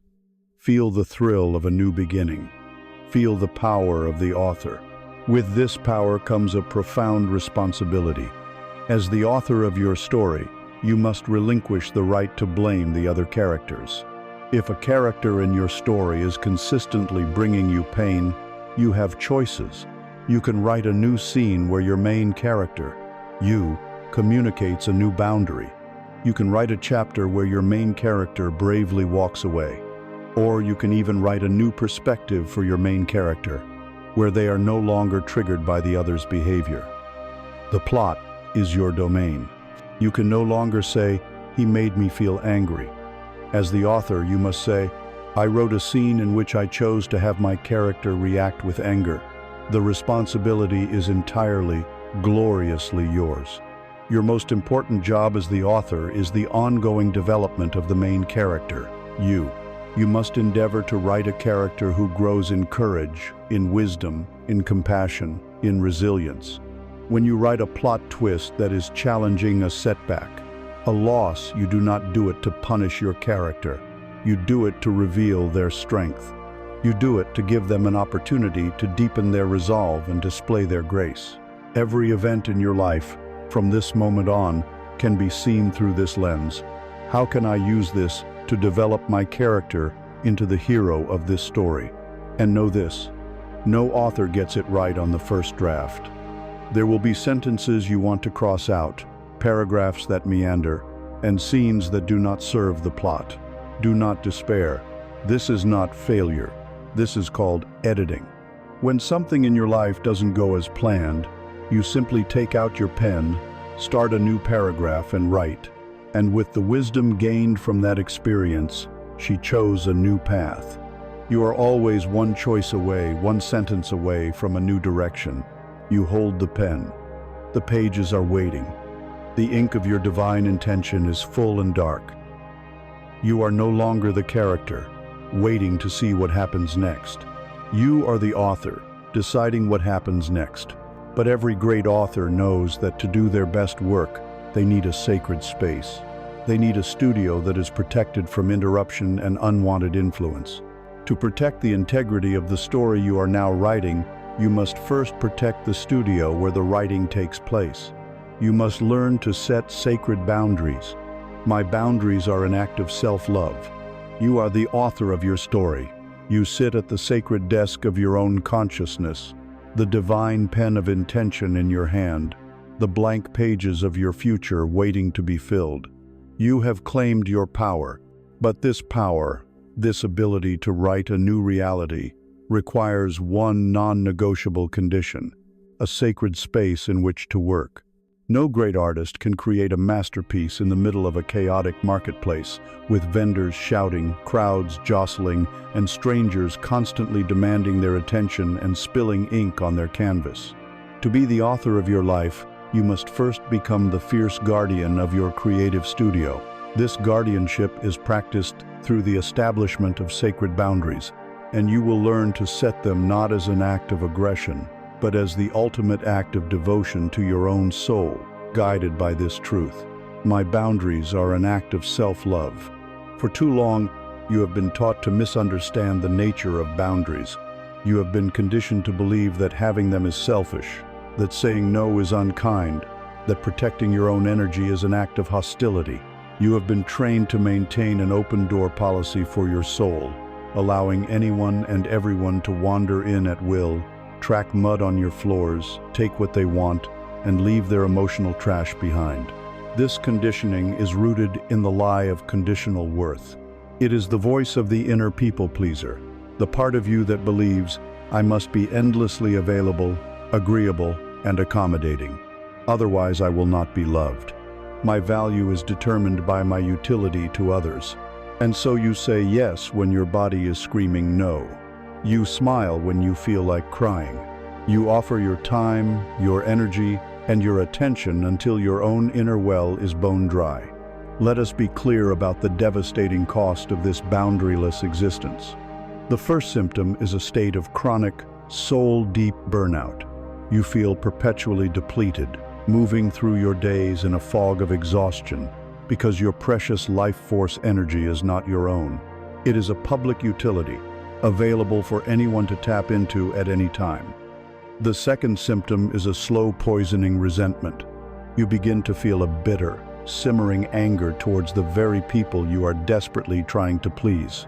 This is the cry of your betrayed soul, the part of you that is starving for its own attention, its own care. And perhaps the most tragic symptom is the slow erasure of the self.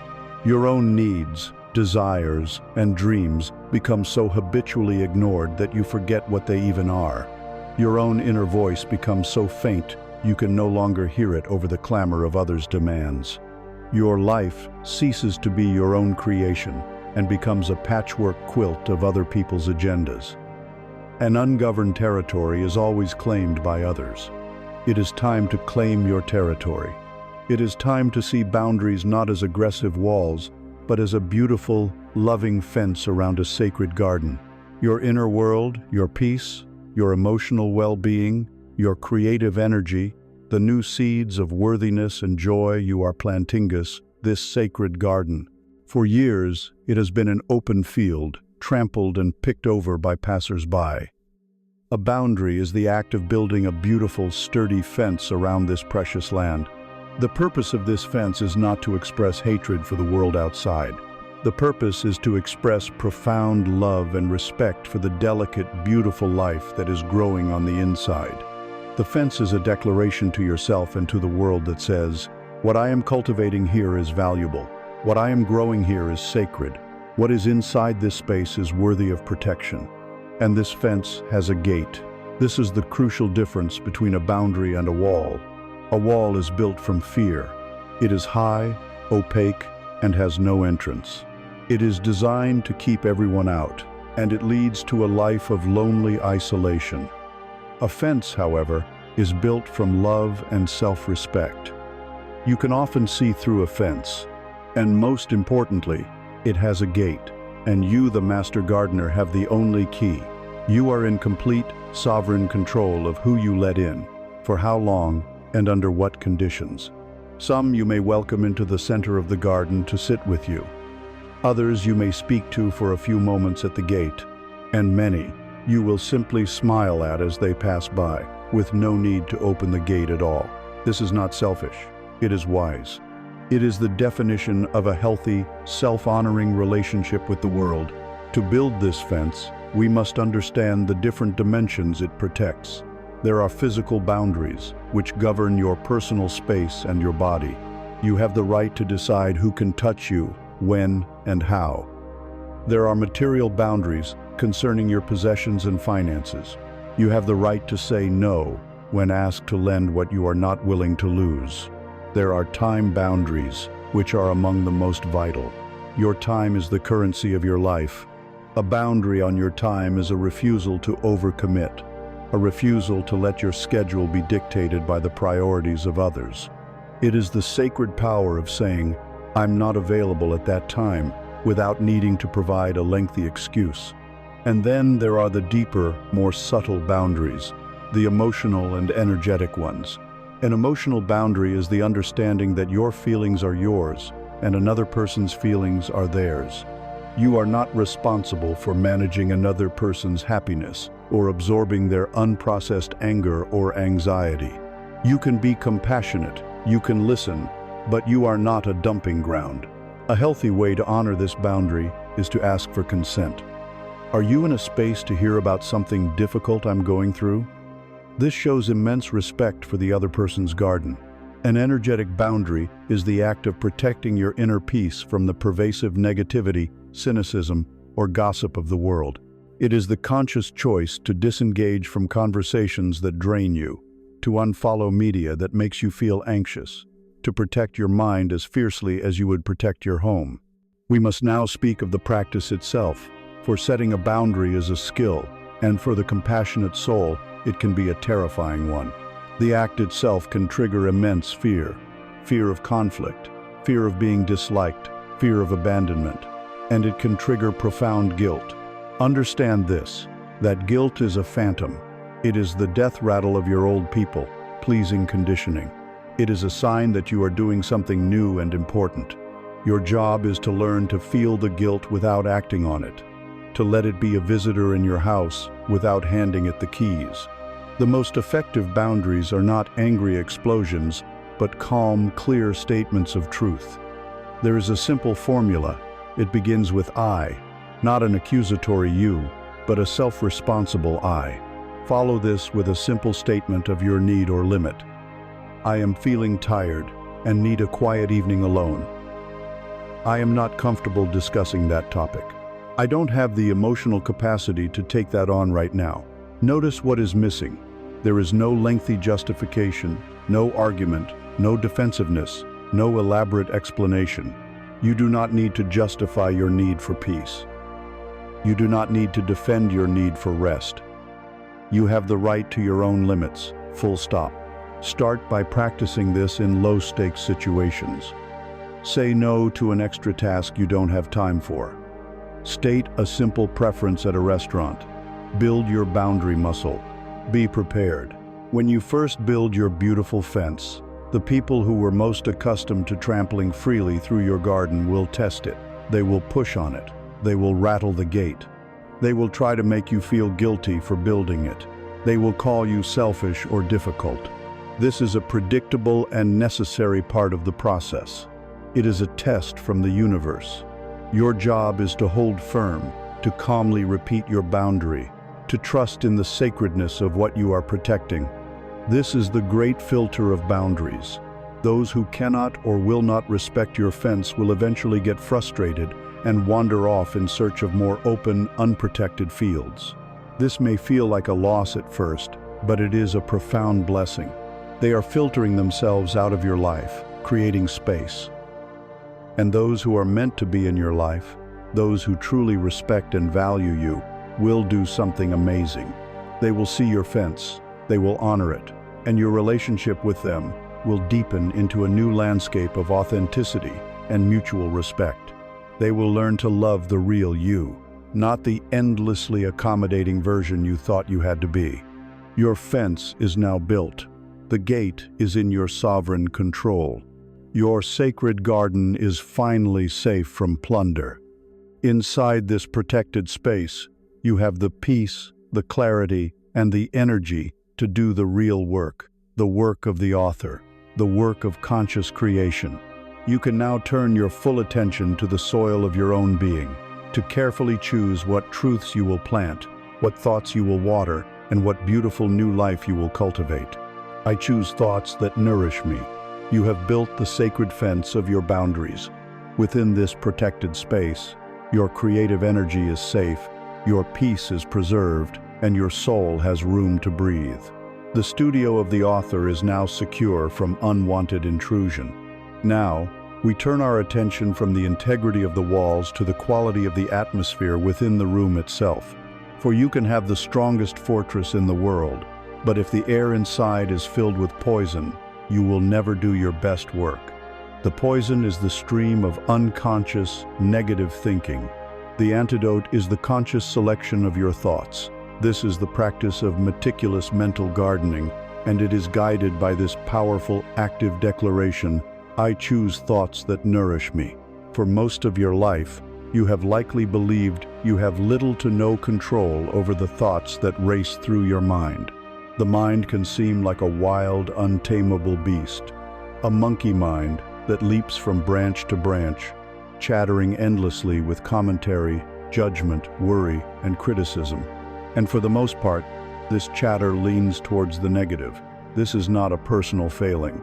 It is a feature of the human brain's ancient survival software, a negativity bias designed to keep our ancestors safe by constantly scanning the horizon for threats.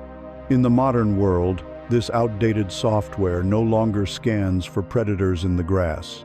It scans for insults in an email, for potential catastrophes in the future, for evidence of our own inadequacy.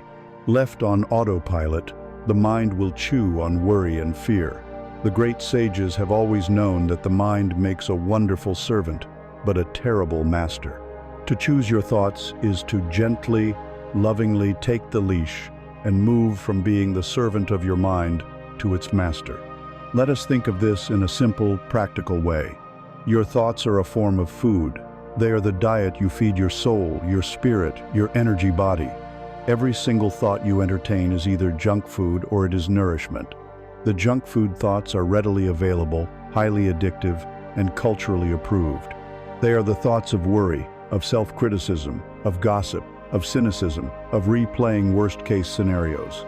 They give the ego a momentary hit of satisfaction. Worry can feel like you're being responsible. Criticism can feel like you're being realistic, but their after effect is spiritual sickness. They leave you feeling anxious, heavy, contracted, and drained. They are the greasy fast food of consciousness. Nourishing thoughts are the whole, organic foods of the mind. They are thoughts of gratitude, of appreciation for simple beauty, of self-compassion, of trust in the unfolding of your life, of focusing on solutions instead of problems. These thoughts build long-term spiritual health, vitality, and resilience. They leave you feeling expanded, light, peaceful, and energized. The practice of a conscious being is to become a mindful consumer of your own thoughts. It is to begin intentionally choosing the nourishing meal over the addictive junk food, one thought at a time. This is not a battle. This is not about forcefully trying to stop your thoughts. To try and suppress a thought is like trying to hold a beach ball underwater. The moment you relax your effort, it bursts to the surface with even greater force. The common advice, to just stop thinking negatively, is both unhelpful and impossible. The art is not in stopping, but in pivoting. It is not a fight, but a gentle, consistent redirection. Let us practice this gentle pivot now. The first step is simple awareness. Throughout your day, begin to notice the flavor of your thoughts. You are driving your car, and you find yourself caught in a loop of worry about a future event. Just notice it, without judgment, without scolding yourself. Simply name it. Ah, this is the taste of worry. Or you are looking in the mirror, and the inner critic begins its usual tirade. Notice. Ah, there is the voice of self-judgment. This act of noticing, in itself, is transformative. It creates a space between you, the conscious observer, and the thought. You are no longer fused with it. The second step is to acknowledge the thought with a kind of detached compassion. You can even thank it. To the worry thought, you can say, I see you. Thank you for trying to keep me safe, but I am choosing to feel trust right now. To the self-critical thought, you can say, thank you for your opinion, but I am choosing to practice self-love today. This disarms the thought. You are not fighting it. You are calmly asserting that you are the one in charge. The third and most crucial step is the pivot. You consciously and deliberately select a different thought, nourishing thought, place your attention upon. The key here is to choose a thought that feels believable and genuinely better. If you are deeply worried about finances, it may be too great a leap to jump to the thought, "I am a millionaire." The mind will reject it, but you can gently pivot to something that is true and feels good. You can pivot to the thought, "I am grateful for the food in my refrigerator," or "I am grateful for my ability to think creatively and find solutions." You can pivot to the feeling of the sun on your skin, or the memory of a loved one's laugh. You climb the emotional ladder one rung at a time, by choosing one better feeling thought and then another. It is wise to prepare a mental menu of nourishing thoughts you can pivot to at any moment. These are your go-to soul foods. A memory of a place in nature where you felt completely at peace. The feeling of holding a beloved pet. A moment you felt proud of yourself. An aspect of your life for which you feel profound gratitude. Having these ready makes the pivot easier and more automatic over time. This practice of choosing nourishing thoughts extends beyond your own internal monologue. It includes the thoughts you allow into your mind from the external world. The news you watch, the social media you scroll, the conversations you engage in, this is all part of your mental diet. Become a fierce and loving curator of your informational environment. Does a certain person's feed consistently make you feel envious or inadequate? Unfollow them. It is an act of self-love. Does the nightly news leave you feeling hopeless and anxious? Limit your intake.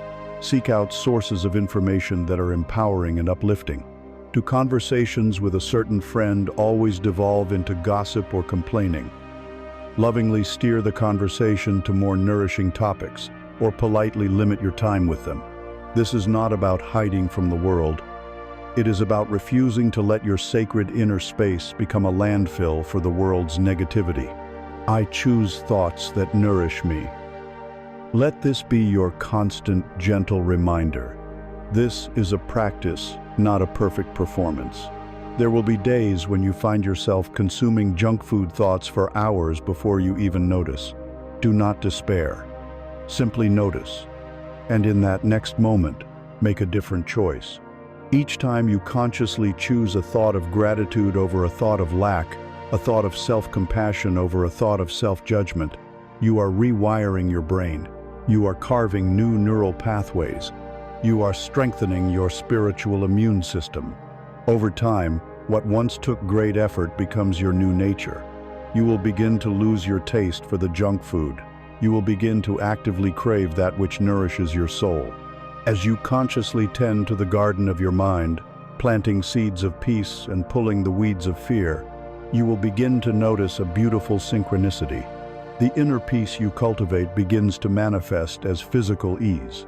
The inner nourishment you practice creates a new and profound respect for your physical form. You are remembering that your mind and your body are not separate. They are two aspects of one sacred temple. And now it is time to turn our loving attention to the temple itself. My body is my ally and my temple. You have begun the sacred work of cultivating a garden in your mind, of choosing thoughts that nourish your spirit. Within the protected space of your boundaries, a new peace is taking root. As this inner harmony grows, you will naturally start to perceive the physical home of your consciousness, your body, through a new and loving lens. For too long, you may have treated your body as an adversary, an object of criticism, or a machine to be disciplined. It is time to sign a peace treaty. It is time for a great homecoming. We initiate this reunion with a vow of deep respect and friendship. My body is my ally and my temple. In our modern world, we are taught to have a profoundly broken relationship with our physical selves. We are trained to see the body primarily as an ornament, an object whose value is determined by its conformity to ever-changing, impossible standards of beauty. We scrutinize it in the mirror, cataloging its perceived flaws, comparing it to airbrushed images, and finding it wanting. This turns our most intimate companion into a source of shame and a constant project for improvement. We are also taught to view the body as a machine, a tool for productivity, in the relentless culture of hustle. We push it past its limits, ignore its pleas for rest, fuel it with stimulants, and then curse it when it breaks down by getting sick or injured. For those living with chronic illness or pain, the relationship can be even more fraught. It can feel as though your body has become a prison, a source of constant betrayal and suffering. These perspectives, while common, are rooted in a deep disconnection from the truth. Your body is not a mere object to be decorated. It is not a machine to be exploited. It is not an enemy to be fought. Your body is the most loyal and intelligent ally you will ever have. It is a sacred, living vessel.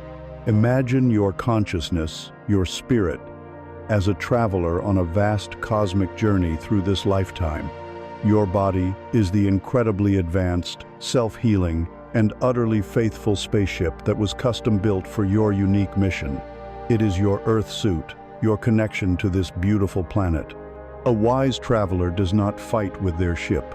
A wise traveler learns its language, respects its systems, and cares for it with profound gratitude, knowing that their entire journey depends on its well-being. Furthermore, your body is a temple. A temple is a structure designed to house that which is sacred. Your body is the living, breathing, feeling temple that houses the divinity of your own consciousness. It is the holy place where the unseen world of spirit touches the material world of form. To treat your body as a temple is to approach it with reverence and awe. You wouldn't neglect the foundations of a temple or deface its sacred walls. You would honor it, keep it clean, and adorn it with care, not out of vanity, but out of respect for the sacred presence that dwells within. Let us now anchor this new relationship not just as an idea, but as a felt reality. Let us practice a meditation of profound gratitude for this physical vessel. Find a comfortable position. Close your eyes, and bring your awareness to the simple fact of your body. Feel its weight, its density, the space it occupies. It is here. It is real. It is yours for this lifetime. Let us begin a slow scan of gratitude, moving from your feet to your head. Bring your awareness all the way down to the soles of your feet. Send a wave of gratitude to these feet, which have tirelessly carried you through your life. Thank them for every step they have ever taken, for their connection to the firm ground of the earth. Thank them for their loyalty. Now let that feeling of gratitude move up into your legs, your thighs, your hips. Thank these legs for their incredible strength, for the power to stand tall, to walk away from what no longer serves you, to dance, to run, to climb. They are pillars of power. Bring your awareness now to the base of your spine, to your abdomen. Send gratitude to your digestive system, that incredible alchemical laboratory that tirelessly works day and night to turn food into life force, into the very cells that make you. Send gratitude to all your internal organs, each performing a million complex tasks without your conscious command. And now, place your awareness on your heart. Feel for its steady, rhythmic beat. This faithful drum has been beating for you since before you were born, never taking a single holiday, never asking for a day off. It is the rhythm of your life. Flood your heart with immense gratitude for its unwavering service. Let this wave of appreciation rise into your chest. Thank your lungs for the constant miracle of breath, for this beautiful, endless exchange with the world, breathing in life, releasing what is old. Thank your back and your spine for giving you structure and support. Bring your awareness to your arms and your hands. Thank these hands for their astonishing ability to create, to build, to write, to comfort, to express love through a gentle touch. They are your instruments for interacting with the world. Finally, bring your awareness to your neck, your face, your head. Thank your senses. Thank your eyes for the gift of color and light, for the ability to see a sunrise or the face of a loved one. Thank your ears for the gift of sound, for music, for laughter, for the whisper of the wind. Thank your mouth for the ability to taste, to speak your truth, to sing. And thank your brain, the intricate and powerful command center of this vessel, for its capacity to learn, to dream, to experience this entire reality. Rest for a moment in this state of total body gratitude. You are inhabiting a miracle. To treat your body as an ally is to learn to listen to its language. Its language is sensation, pain is not a punishment. It is a messenger. It is your body's way of screaming, "Pay attention here." It might be signaling a physical injury, or it might be pointing to a place where you are storing emotional stress. Get curious about the message, instead of just trying to silence the messenger. Fatigue is not a moral failing. It is a wise teacher, instructing you in the sacred and necessary art of rest. When your body asks for rest, it is not being lazy. It is performing the vital maintenance required to keep your temple in good repair. Cravings, too, are a form of communication. They may be signaling a nutritional deficiency, a need for hydration, or a need for emotional comfort. By listening with curiosity, you move from being a dictator of your body to being its collaborative partner. My body is my ally and my temple. Let this be the new foundation of your relationship with your physical self. When you look in the mirror, let your first thought be one of gratitude, not criticism. When you feel tired, honor your need for rest as a sacred act. When you eat, choose foods that you know will nourish and sustain your temple. This is not about achieving a state of physical perfection. It is about achieving a state of profound friendship. It is about replacing a lifetime of inner conflict with a new lifetime of loving partnership. As you cultivate this deep trust and respect for the wisdom of your body, this most immediate and intimate piece of nature, you will find that it becomes easier to trust the wisdom of life itself. By making peace with your own physical form, you learn how to flow with the great river of existence, no longer fighting the current, but trusting that it is carrying you exactly where you need to go. I trust the unfolding of my life. You are learning to befriend the temple of your body, to trust its innate wisdom, to listen to its subtle messages. From this deep and grounded trust in your own microcosm, we can now confidently expand our gaze to the macrocosm. We can take this seed of faith, planted in the soil of our own being, and allow it to grow into a great tree whose branches reach to the heavens. It is time to extend this same radical trust to the intelligence of life itself. This is perhaps the most profound spiritual practice of all. To consciously release the frantic grip of the ego and relax into the benevolent flow of existence. We begin this great surrender with a deep, calming breath and this sacred affirmation: I trust the unfolding of my life. For most of your journey, you have been operating under the primary assumption of the ego, that you are separate, that you are alone, and that you are solely responsible for managing every detail of your survival and happiness. From this perception of separation, a deep and pervasive fear is born. This fear convinces you that you must control everything. You must plan, predict, strategize, and manipulate outcomes to prevent disaster and force your desired results into being. This addiction to control creates a state of perpetual low-grade anxiety. Your mind becomes a frantic project manager, running endless simulations of the future, creating contingency plans for catastrophes that will never happen. You are unable to be truly present in the beauty of the moment because you are always mentally rehearsing or managing the next one. When things do not go according to your plan, which they rarely do, you are filled with frustration, anger, or despair. This constant effort, this white-knuckled grip on the steering wheel of life, is the single greatest source of your suffering. It is utterly exhausting. It is time to let go. It is time to see life not as a problem to be solved or a battle to be won, but as a great, powerful, and intelligent river. For years, you have been like a frantic swimmer in this river, thrashing against its current.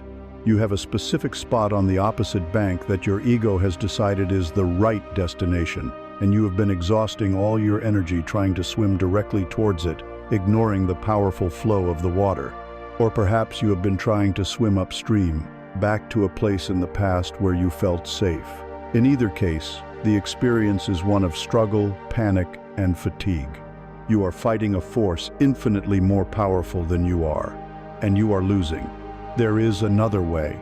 I invite you to visualize this swimmer, see their struggle, their desperate fight, and now, watch as they make a new choice. They stop thrashing. They take a deep breath, lean back, and surrender to the water. They allow themselves to float. Feel, in your own body, the immediate and profound sense of relief in this image. The frantic struggle ceases. The panic subsides. They are now being held, supported, carried by the very river they were just fighting. They are still moving, perhaps even faster than before, but now they are moving with the flow, not against it. This is the act of surrender. This is the practice of trust. We must redefine the word surrender. In the language of the ego, surrender is a word of defeat, of weakness, of giving up. But in the language of the spirit, surrender is an act of supreme strength and wisdom. It is not giving up. It is giving over. It is the release of the arrogant belief that your small, limited, fear-based ego knows what is best for you better than the vast, benevolent intelligence that choreographs the dance of galaxies and the unfolding of a single flower. It is an active and courageous trust in a higher order. It is moving from the role of the frantic project manager to the role of the peaceful co-creator. You still have a part to play. You can use your intention and your choices as a rudder to gently steer, but you allow the great current of the river to provide the momentum and the direction. Let us practice this feeling of release right now. In your mind, imagine that you are standing with your hands clenched tightly around a set of thick, heavy ropes. Each rope represents something you are trying to control. Feel the weight of these ropes. Feel the deep, aching tension in your hands, your arms, your shoulders, your jaw, from holding on so tightly. Now, look at the label on the first rope. Perhaps it says, "The outcome of my career." Look at the next one. "What other people think of me." See the others. "My 5-year plan, my family's happiness, my health." Now, with a conscious, deliberate intention, you are going to let them go. Take a deep breath, and as you exhale, open your hands and let the rope labeled, "What other people think of me," fall to the ground. Feel the immediate rush of lightness in your shoulders. Now the next one. Breathe in, and as you breathe out, release the rope of "my 5-year plan." Let it go. Acknowledge the fear that comes with not knowing, and then let that go too. One by one, release each rope, and with each release, silently affirm the truth. "I trust the unfolding of my life." When all the ropes lie at your feet, stand for a moment with your hands open, palms facing forward. Feel the peace that enters the space once occupied by tension. This is the posture of trust. It is the posture of receiving. To trust the unfolding is to trust the entire journey, not just the parts that feel good or make sense to your ego. Sometimes the river of life will seem to take a long, winding detour. You will feel you are moving away from your goal. Trust the detour. It is likely teaching you a skill or helping you meet someone that will be essential for the next phase of your journey. Sometimes the river will slow down and pool in a quiet, still eddy. You will feel stuck, like nothing is happening. Trust the stillness. This is a time of integration, of rest, of gathering strength before the river rushes forward again. It is about cultivating a deep and abiding faith that even when the path is obscured, even when the way forward seems messy and uncertain, a higher wisdom is at play. It is trusting that you are always being guided, always being protected, and always being moved towards the great ocean of your highest good. This trust is a muscle. The more you use it, the stronger it gets. You practice it in small ways. You are stuck in traffic? Instead of fuming, you can relax and say, "Perhaps this delay is protecting me from something up ahead. I trust the timing of my life." A plan gets canceled? Instead of feeling disappointed, you can say, "Perhaps this has created space for something even better to emerge. I trust the unfolding." Each time you choose to release your grip and relax into what is, you are strengthening your faith. You are choosing peace over anxiety, flow over struggle. When you truly learn to trust the river, a new magic enters your life. You stop looking at the map of your own expectations and you start looking at the actual landscape around you. You begin to notice the subtle ways the river communicates with you. You see the signs on the riverbank. You hear the whispers on the wind. You feel the pull of the current guiding you. You realize, with a deep and joyful certainty, that you are not just floating aimlessly. You are being gently and lovingly guided home. I am divinely guided and protected.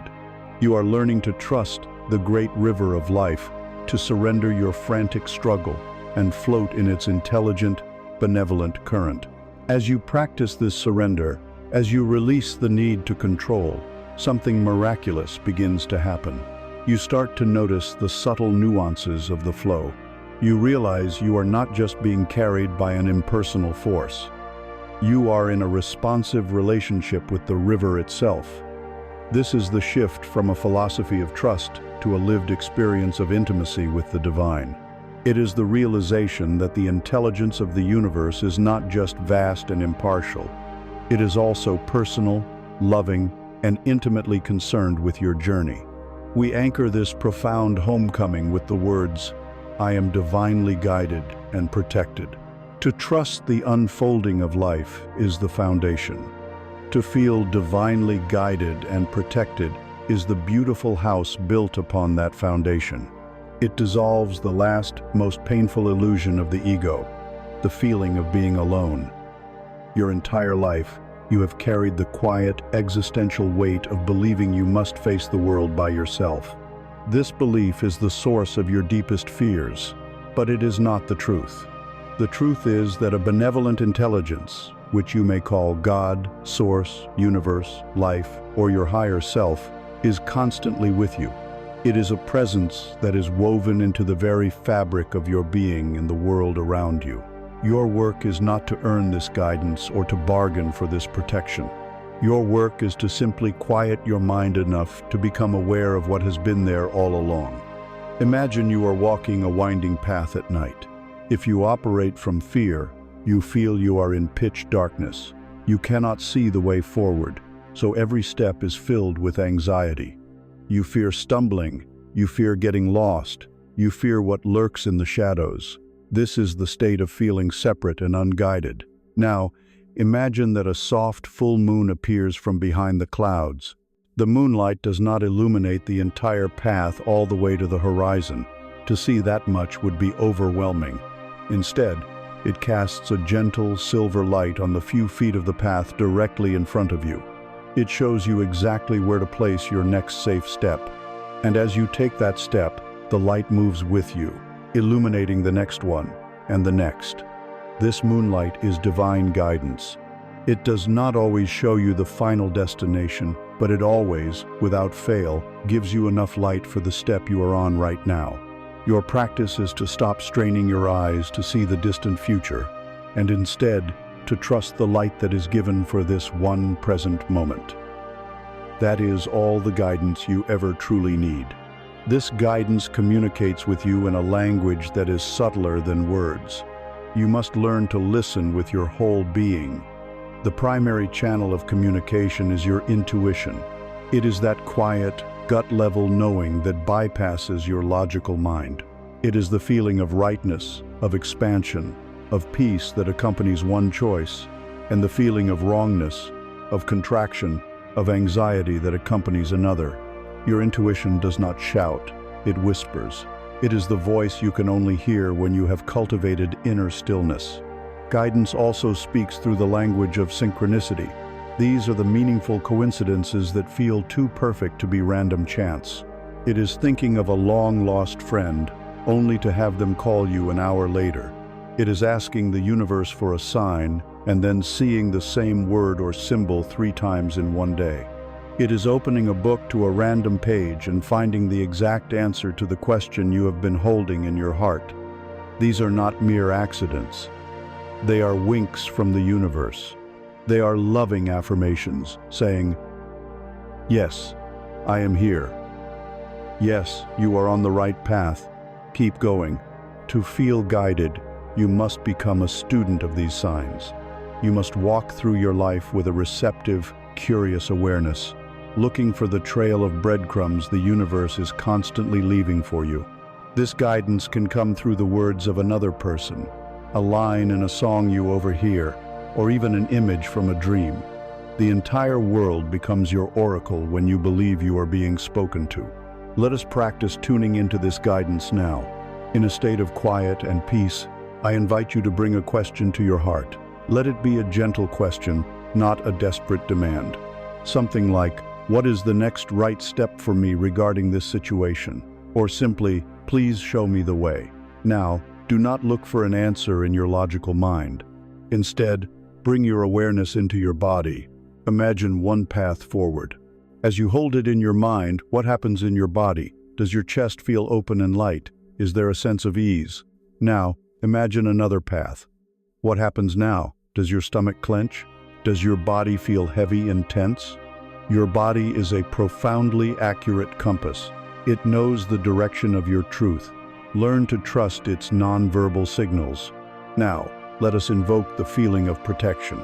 Close your eyes and visualize a warm, golden, liquid light pouring down from above. See it enveloping your entire body, creating a luminous, protective sphere all around you. This is the light of divine love. It is permeable to love, to joy, to peace, but it is an impenetrable shield against fear, negativity, and harm. Feel the tangible warmth and safety of this golden light. Feel yourself being held, being watched over, being cherished. And in this feeling of absolute safety, repeat the mantra in your heart. I am divinely guided and protected. Let the vibration of these words saturate your nervous system. Let the feeling of safety become your new baseline reality. To be protected does not mean you will live a life free from all challenge. A wise teacher does not protect a student from the very tests that will make them stronger. To be protected means you will never be given a challenge you cannot handle. It means that within every difficulty, there is a hidden grace.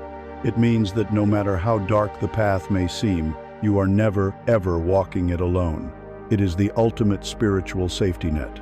It is the knowledge that, in the grand scheme of things, all is well, and everything is unfolding for the highest good of your soul's evolution.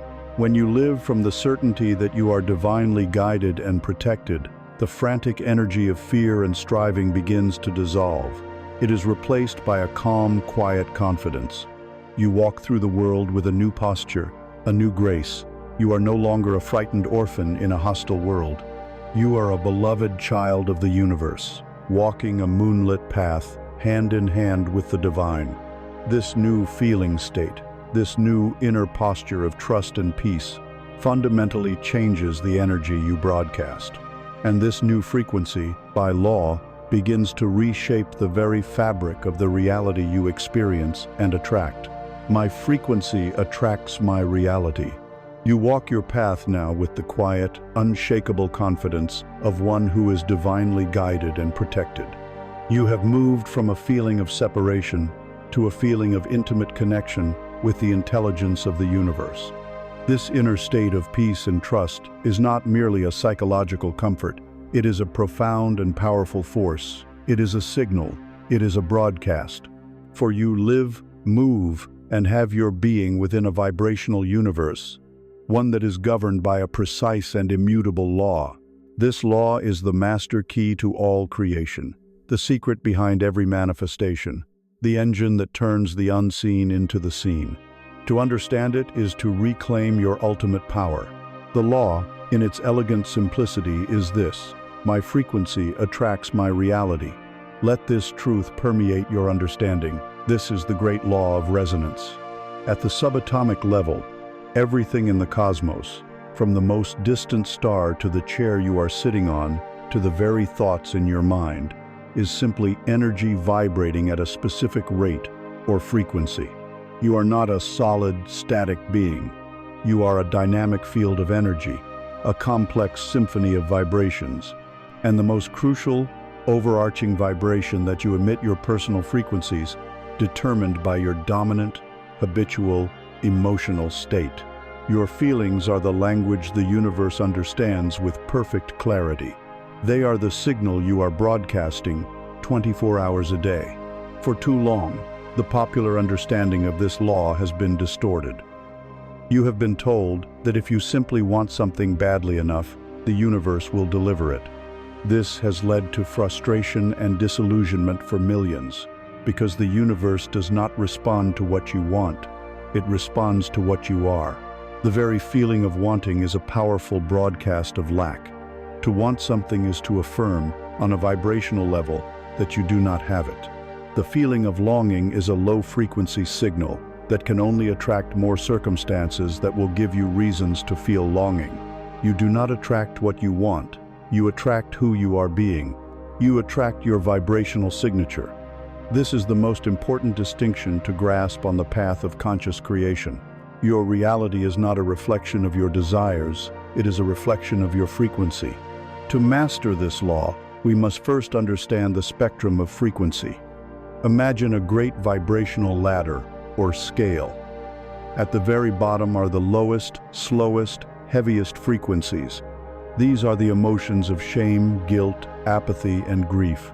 To live in these states is to broadcast a signal of powerlessness and despair, which can only magnetize more experiences that validate those feelings. A little higher up the ladder, we find fear. Fear is a paralyzing frequency that attracts circumstances that justify the fear. Above that are desire, anger, and pride. These have more energy, but they are still rooted in lack, blame, and separation. They are chaotic, dissonant signals.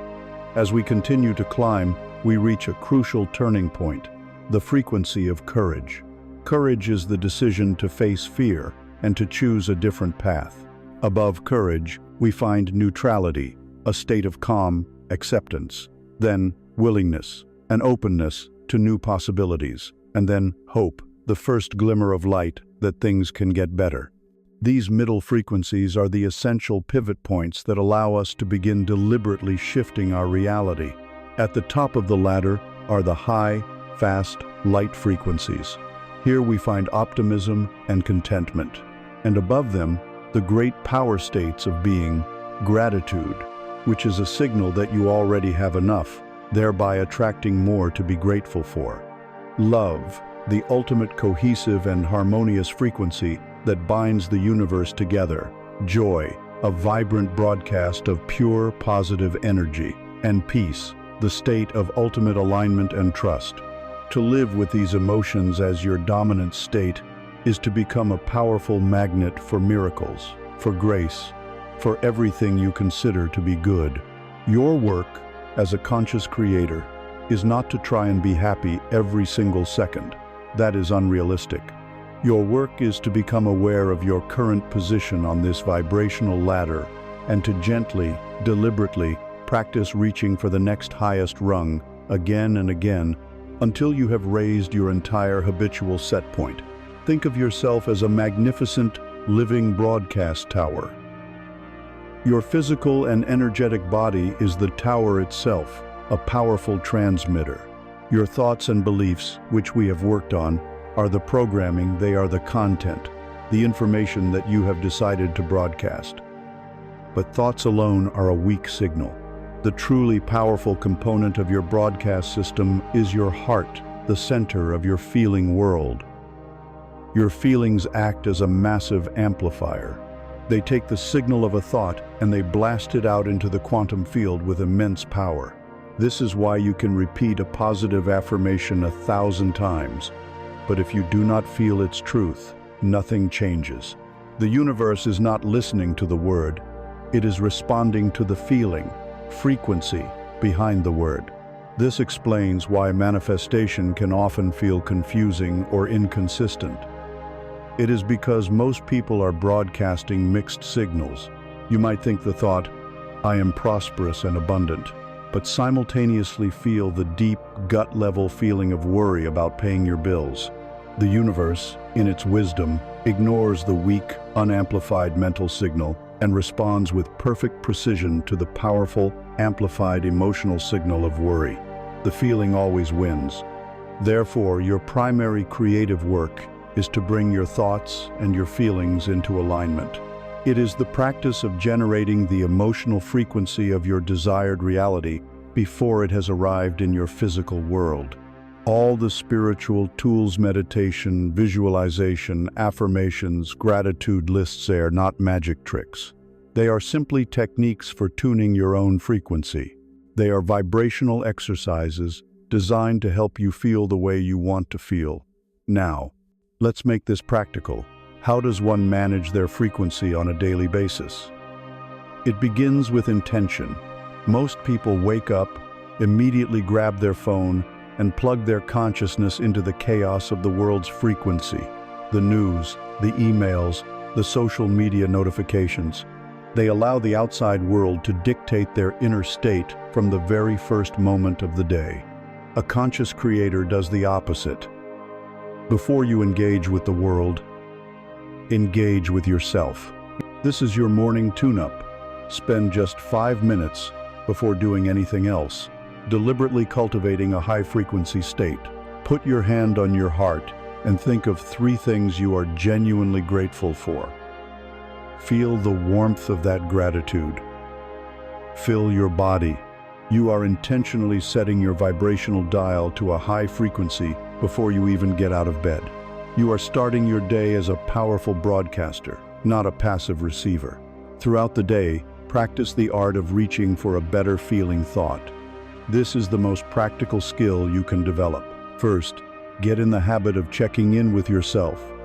How do I feel right now? On a scale of 1 to 10, where am I? Let's say you are feeling overwhelmed at work, a solid 3. The old way would be to stay there, complain about it, and let it spiral downwards. The new way is to practice a gentle pivot. Do not try to force yourself to jump from a 3 to a 10. It is too far, it will feel fake, and you will fail. Your only job is to reach for a 4, just a little relief. You can say to yourself, okay, I am overwhelmed by this project. That is true, but I can take 1 deep breath. That feels a tiny bit better. I am capable of handling 1 single task right now. Okay, that feels a little less overwhelming. From there, perhaps you can reach for a 5. I'm grateful for my ability to focus. I'm grateful for the colleague who helped me yesterday. You are gently, patiently, climbing the vibrational ladder, 1 thought at a time. This practice includes a new level of vibrational hygiene. You must become ruthless in protecting the frequency you are trying to cultivate. Notice how different people, places, and activities affect your energy.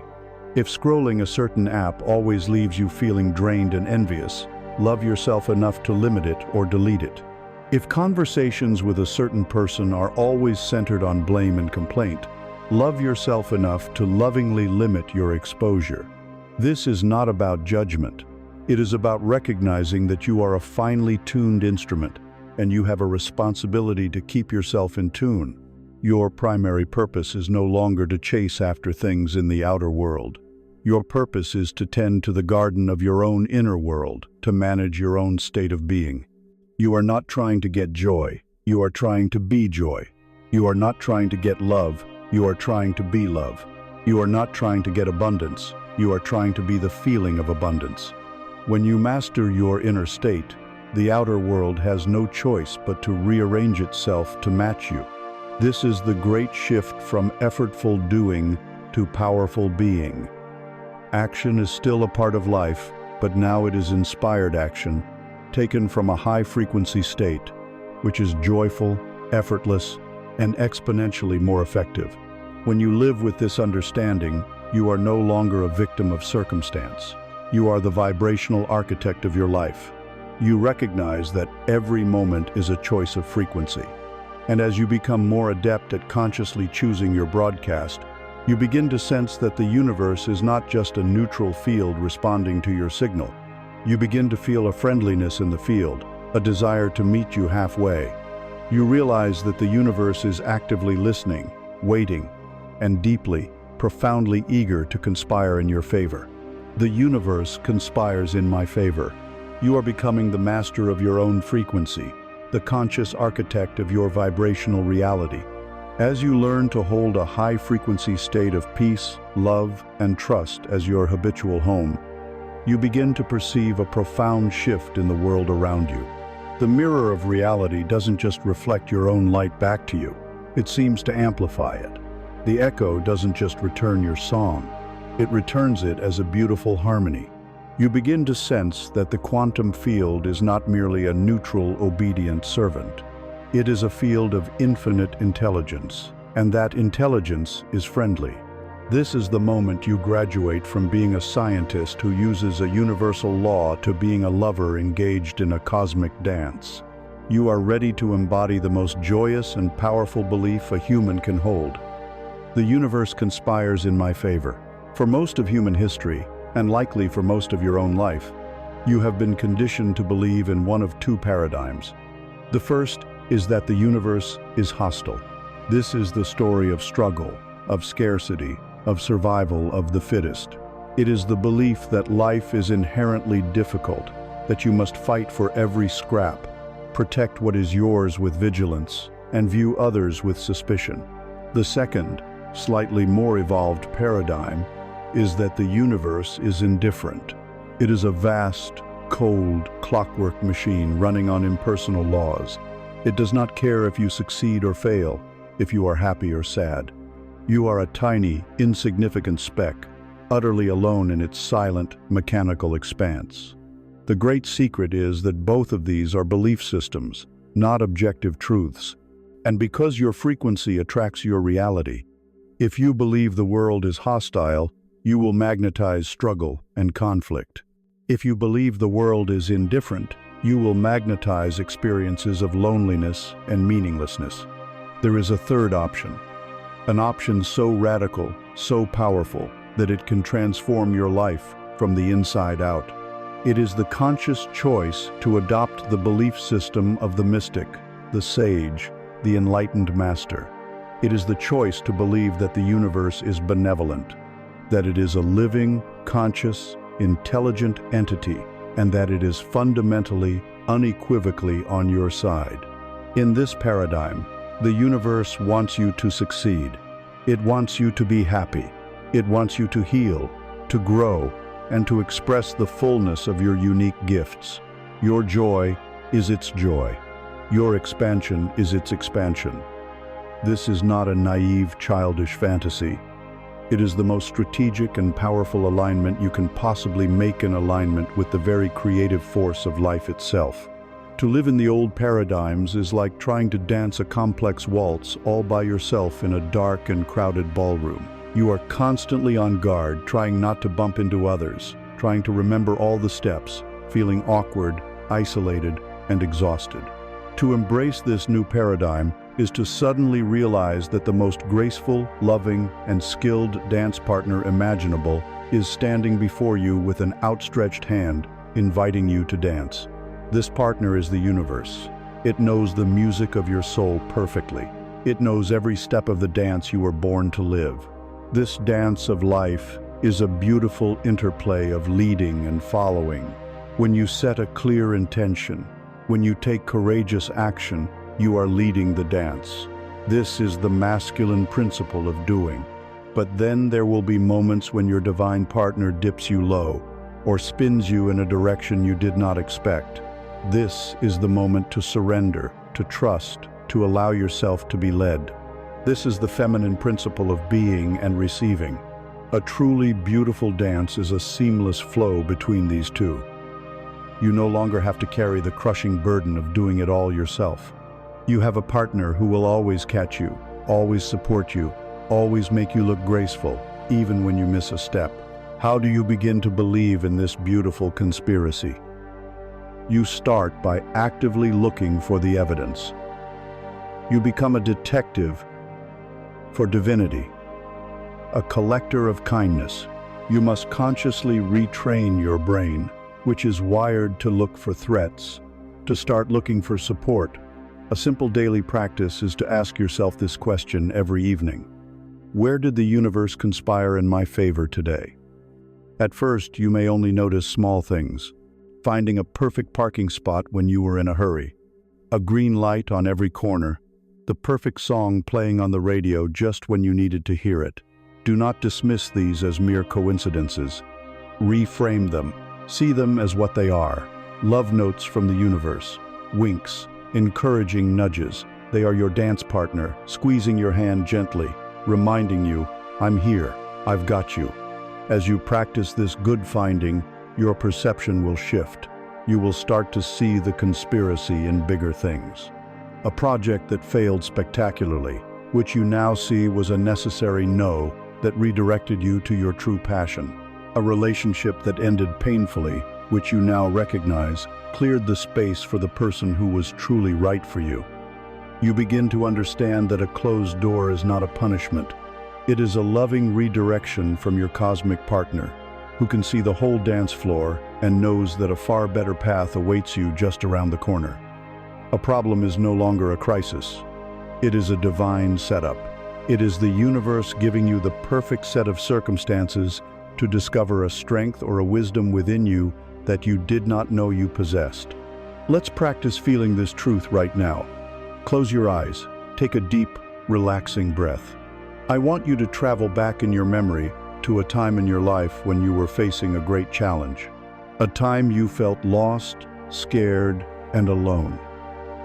Now, from your current vantage point, look back and see how that situation resolved. See the unexpected help that arrived. See the strength you discovered within yourself. See how that seeming disaster eventually led to a positive outcome, a lesson learned, or a new beginning that you would not have had otherwise. Recognize this now not as luck, but as evidence of the conspiracy. The universe was working for you even then, especially then, even when you could not see it. Feel a wave of gratitude for that unseen support. Now, bring to mind a current desire or goal you are holding. Feel the familiar tension of wanting to control it, to manage it, to force it into being. Now, in your imagination, I want you to physically hand it over. Place this desire into the vast, loving, capable hands of your divine dance partner. Say to the universe, "This is my desire. I trust you with it. I will do my part. I will take the inspired actions, but I surrender the how and the when to your infinite wisdom." I know you are now arranging people, opportunities, and circumstances behind the scenes in ways I cannot even imagine. Feel the immense relief that comes from sharing the load. Feel the peace of knowing that a power infinitely greater than your own is now co-creating with you. Breathe into this feeling and affirm in your heart, the universe conspires in my favor. This is a belief that you choose to inhabit, and the more you choose it, the more it proves itself to you. It is the ultimate self-fulfilling prophecy. When you walk through the world with the absolute, joyous certainty that everything is rigged in your favor, you radiate a frequency of trust and delight. People are drawn to you. Opportunities seem to fall into your lap. Solutions appear out of thin air. You are no longer fighting the river. You are the joyful master of the dance. When you live with this deep cellular knowledge that the entire cosmos is your ally, that it is actively working for your good, your heart can do nothing else but overflow. It overflows with a profound and powerful emotion, the highest frequency you can possibly emit, the ultimate fuel for this beautiful conspiracy. That emotion is gratitude. Gratitude is my native language. You are awakening to the profound and joyous truth that the universe is not a hostile or indifferent force, but a loving, intelligent partner, actively conspiring in your favor. As you begin to witness this beautiful conspiracy unfolding in your daily life, the synchronicities, the serendipities, the closed doors that lead to better open one-isa, natural and powerful response, begins to well up from the deepest chambers of your heart. This response is more than a fleeting emotion. It is a state of being. It is the highest frequency you can embody. It is the language of angels, the currency of miracles, and the native tongue of your own soul. It is gratitude. And you are here to remember how to speak it fluently, to embody it fully, with this truth as your guide.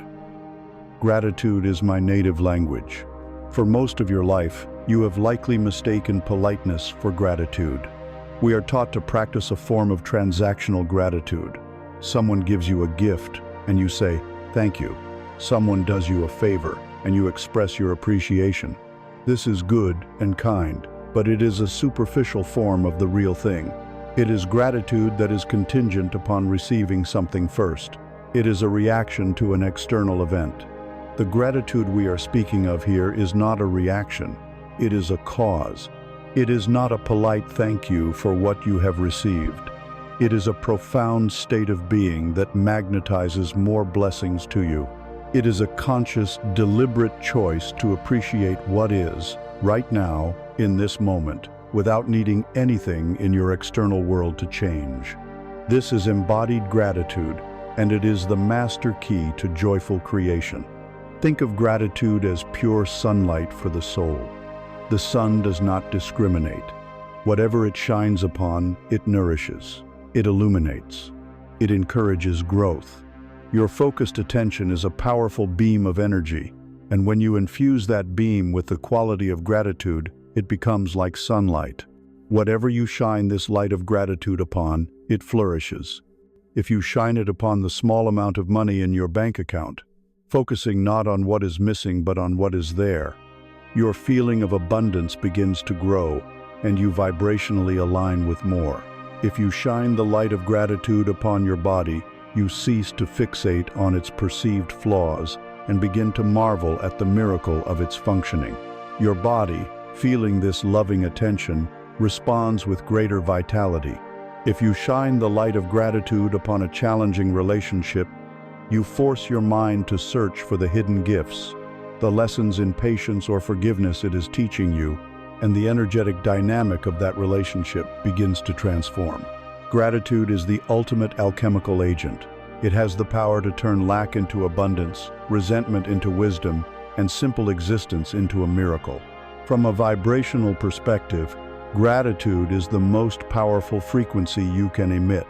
It is the ultimate statement of faith and attainment. When you are feeling genuinely grateful, you are broadcasting a clear and unambiguous signal to the universe that says, "I have enough. I am already blessed. I am already whole." This frequency completely short-circuits the weak, needy frequencies of wanting, longing, and lack. You cannot genuinely feel grateful and feel lack at the same time. The two states are mutually exclusive. Gratitude is the vibrational signature of a wish already fulfilled. It is for this reason that it is the most powerful creative force. By feeling grateful for the good you already have, you are placing a thunderous cosmic order for "more of this, please." And the universe, as your loving co-conspirator, joyfully responds, "Coming right up." Furthermore, gratitude is the state of ultimate receptivity. A state of complaint, worry, or criticism is an energetically contracted and closed state. It is like trying to receive a gift with clenched fists and a closed heart. You are literally, vibrationally, closed off from the good that is trying to reach you. Gratitude does the opposite. It is an open, expanded state. It unfurls your energetic fists. It opens your heart. It makes you a gracious and willing receiver for the infinite blessings that the universe is constantly showering upon you. Let us now immerse ourselves in the practice of speaking this native language. Close your eyes, settle into your body, and let us begin with the simplest, most undeniable truths. Bring your awareness to your breath. For this one single breath entering your lungs, feel a wave of gratitude. This breath is the gift of life. Without it, there is nothing else. Feel grateful for the simple, profound fact that you are alive and conscious in this moment. Now, feel the surface that is supporting you, the chair, the bed, the floor. Feel gratitude for this support, for this connection to the solid earth. Feel gratitude for the roof over your head, this shelter that protects you. Start with these basics. Build a foundation of gratitude on what is undeniably true in this very moment. Now, let the circle of your gratitude expand. Bring to mind the face of one person who has shown you kindness. It could be a parent, a friend, a teacher, or even a stranger who smiled at you once. Hold their face in your mind and send a silent wave of deep gratitude to them for the gift of their presence in your life. Now think of a simple pleasure. The taste of clean, cool water. The feeling of warm sunshine on your skin. the sound of your favorite song. For the simple gift of this sensory pleasure, feel immense gratitude. Now, expand the circle even further. Think of a challenge you have overcome. Do not focus on the pain of it. Focus on the strength you discovered because of it. Feel gratitude for the resilience, the wisdom, the compassion that was forged in that fire. And now, we will take the final, most powerful step. We will speak the language of gratitude for that which has not yet physically manifested, but which exists for you now in spirit. Feel gratitude now for the perfect, ingenious solution to a problem you have been facing, knowing it is already on its way to you. Feel gratitude now for the deep, healing energy that is already at work in your body, restoring it to perfect wholeness. Feel gratitude now for the abundance that is already flowing into your life, even before you see the evidence in your bank account. To feel gratitude for something in advance is the ultimate act of faith. It is the announcement to the universe that you so completely trust in its goodness that you are already celebrating the outcome. This is the frequency that creates worlds. To make gratitude your native language, you must practice it daily until it becomes your default setting. Keep a journal, and each night before you sleep, write down 3 things from your day that you are grateful for. This retrains your brain to scan for the good. When you feel yourself slipping into a low-frequency state, go on a gratitude rampage. Start speaking aloud everything in your immediate vicinity you are grateful for. I am grateful for this table. I am grateful for this light. I am grateful for the color blue. I am grateful for my hands. It is nearly impossible to stay in a negative state when you are actively immersed in the energy of appreciation. Learn to catch your complaints and flip them. The thought, "I have so much work to do," can be flipped to, "I am grateful to have meaningful projects that occupy my time." When gratitude becomes your natural way of being, you become a walking, talking beacon of high-frequency light. You are speaking the language of the cosmos fluently, and the universe, like a loving parent hearing their child speak their first words, responds with overwhelming joy and generosity. It opens the floodgates of its infinite grace, showering you with more and more reasons to be grateful. At this point, your only remaining work is to learn how to graciously and fully receive the good that is your birthright. I am open to receiving abundance. You have learned to speak the beautiful and powerful native language of your soul, gratitude. You have become a beacon of high-frequency appreciation, shining the sunlight of your attention on all that is good in your life, telling the universe, "More of this, please." As you live in this state, an inevitable and wonderful law comes into play. The universe, which conspires in your favor, hears its native tongue being spoken and responds with overwhelming generosity. It begins to shower you with blessings, opportunities, and grace. And here, you arrive at a new, critical threshold in your journey. For it is one thing to give thanks, it is another thing entirely to know how to graciously receive. Gratitude is the great, sacred exhale of the soul. But to live in balance, to complete the divine cycle of life, you must learn to inhale with the same grace and depth. You must become a master receiver, and you begin by opening every door and window of your being with this declaration of profound readiness. I am open to receiving abundance. First, we must expand our definition of abundance. Your mind may immediately leap to money, and yes, financial prosperity is a beautiful and valid stream within the great river of abundance. But it is only one stream. True abundance is the fullness of life in all its forms. It is an abundance of love, of deep and nourishing relationships. It is an abundance of health, of vitality and life force energy pulsing through your body. It is an abundance of creativity, of divine ideas and inspirations flowing through you. It is an abundance of joy, of laughter, of moments that take your breath away. It is an abundance of peace, of time, of ease, of synchronicity. Abundance is the very nature of the universe. Scarcity is an illusion, a lie whispered by a frightened ego. Your work is not to create abundance, for it is already all around you. Your work is to simply stop resisting it. Your work is to learn how to receive. Why is receiving so difficult? Why, when presented with the goodness of life, do so many of us feel discomfort, guilt, or fear? We must look at the subconscious blocks, the invisible umbrellas we hold up to deflect the blessings of the universe. The first and most powerful block is the virus of unworthiness. Deep down, you may still carry the belief that you have not earned good things. When a wonderful opportunity arrives, a small voice whispers, "Who, me? There must be some mistake." When someone offers you a heartfelt compliment, you feel an immediate urge to deflect it. When good fortune comes your way, you feel like an imposter, secretly waiting for the other shoe to drop, for the universe to realize its error and take it all away. This feeling of being undeserving is the primary reason we shut down our own receptivity. The second block is the guilt of having more. We are often conditioned with subtle, and sometimes not so subtle, messages that it is wrong, selfish, or unspiritual to be truly abundant. We look at the suffering in the world and feel guilty for our own joy or success. We hold a subconscious belief that life is a limited pie, and if our slice is too big, it must mean someone else's is smaller. This is a fallacy of the highest order. The universe is not a limited pie, it is an infinite ocean. Your abundance does not take from anyone else. On the contrary, your abundance becomes a source of inspiration and generosity that can uplift everyone around you. You cannot serve the world from a place of scarcity.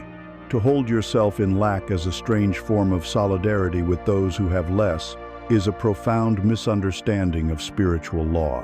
The greatest gift you can give to a world of lack is to become a living demonstration of abundance. Another block is the fear of energetic debt. We are trained in a transactional world. If someone gives us something, we feel an immediate, uncomfortable sense of obligation. We feel we must pay them back. We apply this same flawed logic to the universe. We fear that if we receive too much goodness, we will be indebted to life, and a heavy price will be exacted later. But the universe is not a transactional accountant. The universe is a boundless giver. Its nature is to overflow. The joy it experiences is in the giving itself. Your joy in receiving is the only repayment it ever desires. Let us now embrace a new metaphor. The universe is a benevolent sky, and it is in a state of constant, glorious downpour. It is raining abundance, not just water, but golden light. Opportunities, love, and inspiration are showering down upon the entire planet at all times, without exception. The rain never stops. The only variable is the receptacle you are holding up to catch it. For years, mired in feelings of unworthiness and guilt, most of us have been holding up a tiny, thimble-sized container. We allow ourselves just a few drops of goodness, a thimbleful of joy, a thimbleful of love, because we feel that is all we deserve. Some of us, even more afraid, hold up an umbrella of active resistance, deflecting the blessings, saying, "No, not for me." Others hold up a leaky bucket. They might allow some abundance in, but because they don't feel worthy of keeping it, they immediately lose it through self-sabotage, poor decisions, or a subconscious need to return to the familiar comfort of lack. Today, you make a new choice. You are putting down the umbrella. You are throwing away the thimble.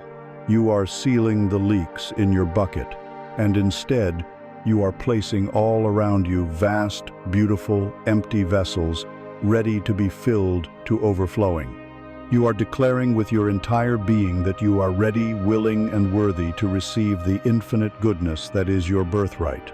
The practice of receiving begins with small, physical acts.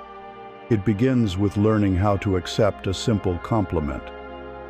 The next time someone praises you, notice your habitual tendency. Do you immediately deflect it, minimize it, or dismiss it? This is the reflex of unworthiness.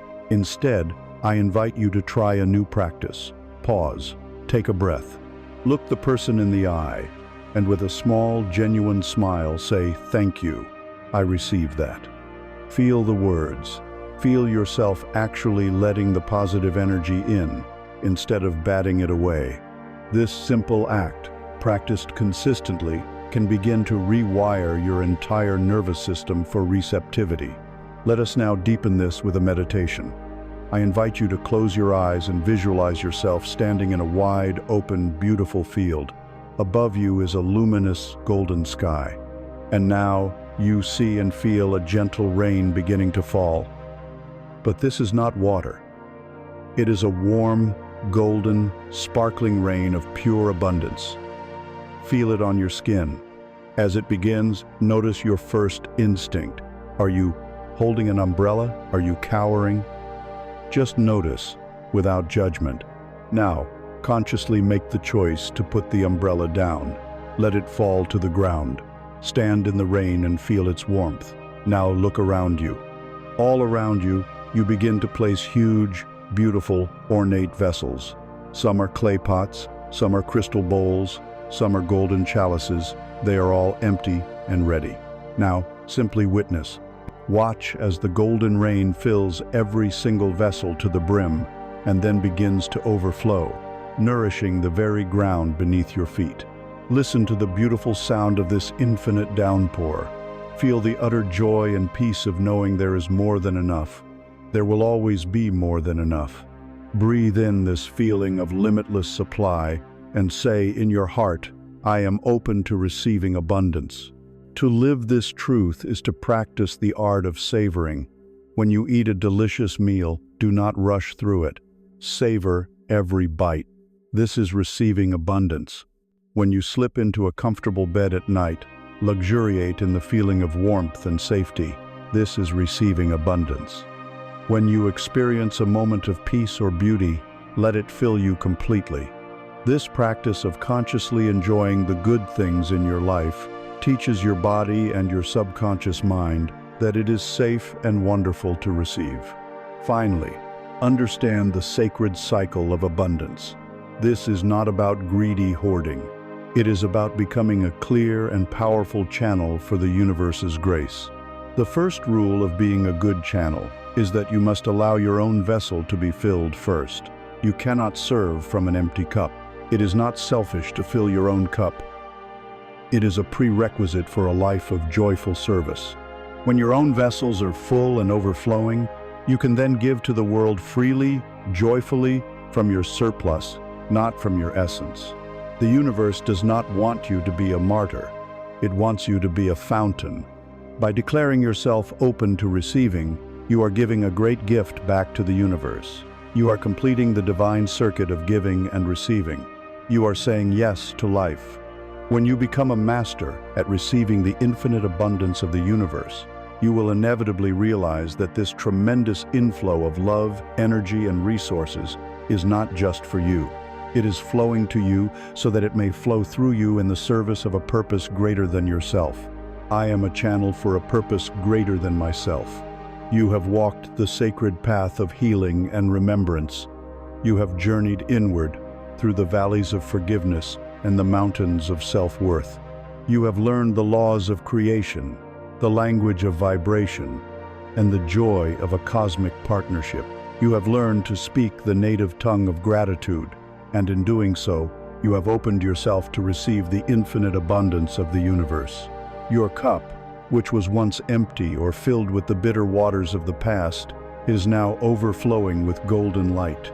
And here, at this pinnacle of personal empowerment, you arrive at the most beautiful question the human heart can ask. What is all this for? The purpose of a full cup is not merely to be full, it is to overflow. The purpose of a healed soul is not just to be at peace, it is to become a source of peace for others. This overflow, this outward expression of your inner state, is the answer to your deepest calling. You are now ready to step into your ultimate identity, the culmination of all your inner work. I am a channel for a purpose greater than myself. All the work you have done until this point of every tear shed, every fear faced, every limiting belief dismantled has not been for your own comfort alone. It has been a sacred preparation. You have been diligently cleaning a long-neglected channel, clearing it of the debris of the past, the sludge of unworthiness, and the blockages of fear. You had to do this personal work first, for a choked and dirty channel cannot transmit a clear or powerful current. But now, the channel is clear. It is open. It is ready to become a conduit for the very same divine energy that guided you here, so that it may flow through you and out into the world. For a time, the journey of healing is necessarily focused on the self, but a life dedicated only to its own peace and happiness can, in the end, feel strangely empty. There is a great spiritual paradox that the soul understands intuitively. True and lasting fulfillment is found not in self-focus, but in self-transcendence. It is in those moments when we forget ourselves in service to something we love, be it a person, a project, a cause, or a creative act, that we feel most fully and joyfully ourselves. The ego seeks to accumulate and hoard. The soul yearns to contribute and to flow. To be a channel is to align yourself with the soul's deepest yearning. We must redefine what purpose means. The ego often turns the search for purpose into another stressful, ambitious project. It imagines a single grand dramatic destiny you must find, or else your life is a failure. This is a trap. Your purpose is not a destination to be found, but a quality of being to be embodied. It is not necessarily about what you do, but about who you are being while you are doing it. You are a unique expression of the divine, a unique flavor of consciousness that has never existed before and will never exist again. Your purpose is simply to allow that unique essence to flow through you, unhindered. Let us use a final metaphor for this journey. You are a lighthouse. For years you were a lighthouse in disrepair. Your foundation on the rock was cracked by past traumas. Your lantern was dimmed by self-doubt. Your connection to the power source was faulty. The work you have done has been to repair your foundation, to clean your lantern, to re-establish your connection to the eternal power source of the universe. Now you stand strong and tall. Consider the nature of a lighthouse. Its purpose is not to admire its own light. Its purpose is not to worry if the ships in the distance appreciate its beam. Its purpose is not to strain and strive to shine brighter than the other lighthouses down the coast. Its sole, simple, and profound purpose is to stand where it is, to remain firmly rooted on its foundation, to stay connected to its power, and to shine its own unique light signature into the darkness. It does not chase the ships. It does not force them to see. It simply shines. And by this simple act of being what it is, it serves its purpose perfectly. It provides guidance, it prevents disaster, and it offers hope, often to sailors it will never know. You are this lighthouse. Your foundation is your healed past. Your strong tower is your self-worth and your sacred boundaries. Your power source is your unshakable connection to the divine. And your unique light, your specific flash pattern, is the combination of your gifts, your passions, and your wisdom. Your purpose is not to run around trying to save everyone. It is to stand in your own truth, to embody the peace and love you have cultivated, and to simply shine. How do you know what your unique light is? You look to your joy. The universe plants clues to your purpose in the soil of your delight. What activities make you feel most alive? What topics ignite your passion and make you lose all track of time? What unique brand of creativity or compassion comes most naturally to you? In your joy, you will find your genius. And in your genius, you will find your service. To be a channel is to allow the things that light you up to flow through you. This purpose is expressed in every moment, not just in grand gestures. When you walk into a stressful meeting and you maintain your inner peace, you are being a channel for calm. When you listen with your full, undivided attention to a friend who is suffering, you are being a channel for love and compassion. When you create a beautiful meal, a piece of art, or a well-tended garden, you are being a channel for divine creativity. When you share a piece of wisdom you have learned through your own struggles, you are being a channel for guidance. Do not underestimate the power of your state of being. Your peaceful presence is a form of service. Your joyful energy is a form of service. Simply by embodying the truth you have learned, you are shining your light. You have come full circle. Your journey began with the need to be still, to go inward and heal the self. It now culminates in the joyful call to express that healed self outward as a gift to the world. You are not the same person who began this journey. The fears that once defined you have been met with love. The wounds that once held you captive have become sources of your deepest wisdom. The belief in scarcity has been replaced by the lived experience of abundance. You have done the work. You have cleared the channel. You are ready. Embrace this new identity. I am a channel for a purpose greater than myself. Let this be the thought that greets you in the morning and the peace that settles you at night. It is the ultimate meaning, the ultimate joy. You are no longer just a student, a healer, or a creator for your own benefit. You are a lighthouse. Your foundation is firm. Your connection is clear. Your light is uniquely yours. Now, all that is left to do is to shine. And so, we arrive not at an end, but at a beginning. Our journey through words comes to a gentle close, and the resonance of our declarations settles into the quiet chambers of your heart. You have traveled far. You began as a listener, learning to hear the whispers of your own soul beneath the noise of the world. You have become a healer, tending to the wounds of your own past with the balm of forgiveness and compassion. You have become a creator, standing as the conscious author of your own story. And finally, you have become a channel, a lighthouse prepared to shine your unique light out into the world. These sentences, these mantras we have shared, were never magic spells to be recited for a guaranteed result. They are keys, they are tuning forks. But it was you who chose to turn the key in the lock of your own limiting beliefs. It was your own heart that chose to resonate with the healing tone, your own courage that chose to step into a new way of being. The power was never in the words themselves. It was, and always will be, within you. You are the source of your own transformation. See yourself now as a beautiful and sacred garden. You have spent these last hours in holy labor. With mindful hands, you have pulled the stubborn weeds of self-doubt and unworthiness. You have turned the heavy, compacted soil of your past, allowing air and light to enter. You have watered this ground with the cleansing waters of forgiveness. And into this prepared earth, you have planted the vibrant seeds of truth, the seeds of your worth, your power, your connection to the divine. Your work now is not one of striving, but one of gentle tending. Your garden is planted. Now, simply care for it. Water it each day with your quiet, loving attention. Give it the sunlight of your gratitude. Protect it with the strong, kind fence of your boundaries. Trust the process of its blossoming. Do not dig up the seeds to see if they are growing. Simply provide the right conditions, and they will grow. Life knows what to do. As you move back into the rhythm of your days, carry with you the quiet power you have cultivated here. And when the noise of the world threatens to overwhelm you, return to the simple, profound truth of your own being with this final mantra. Let it be your anchor and your peace.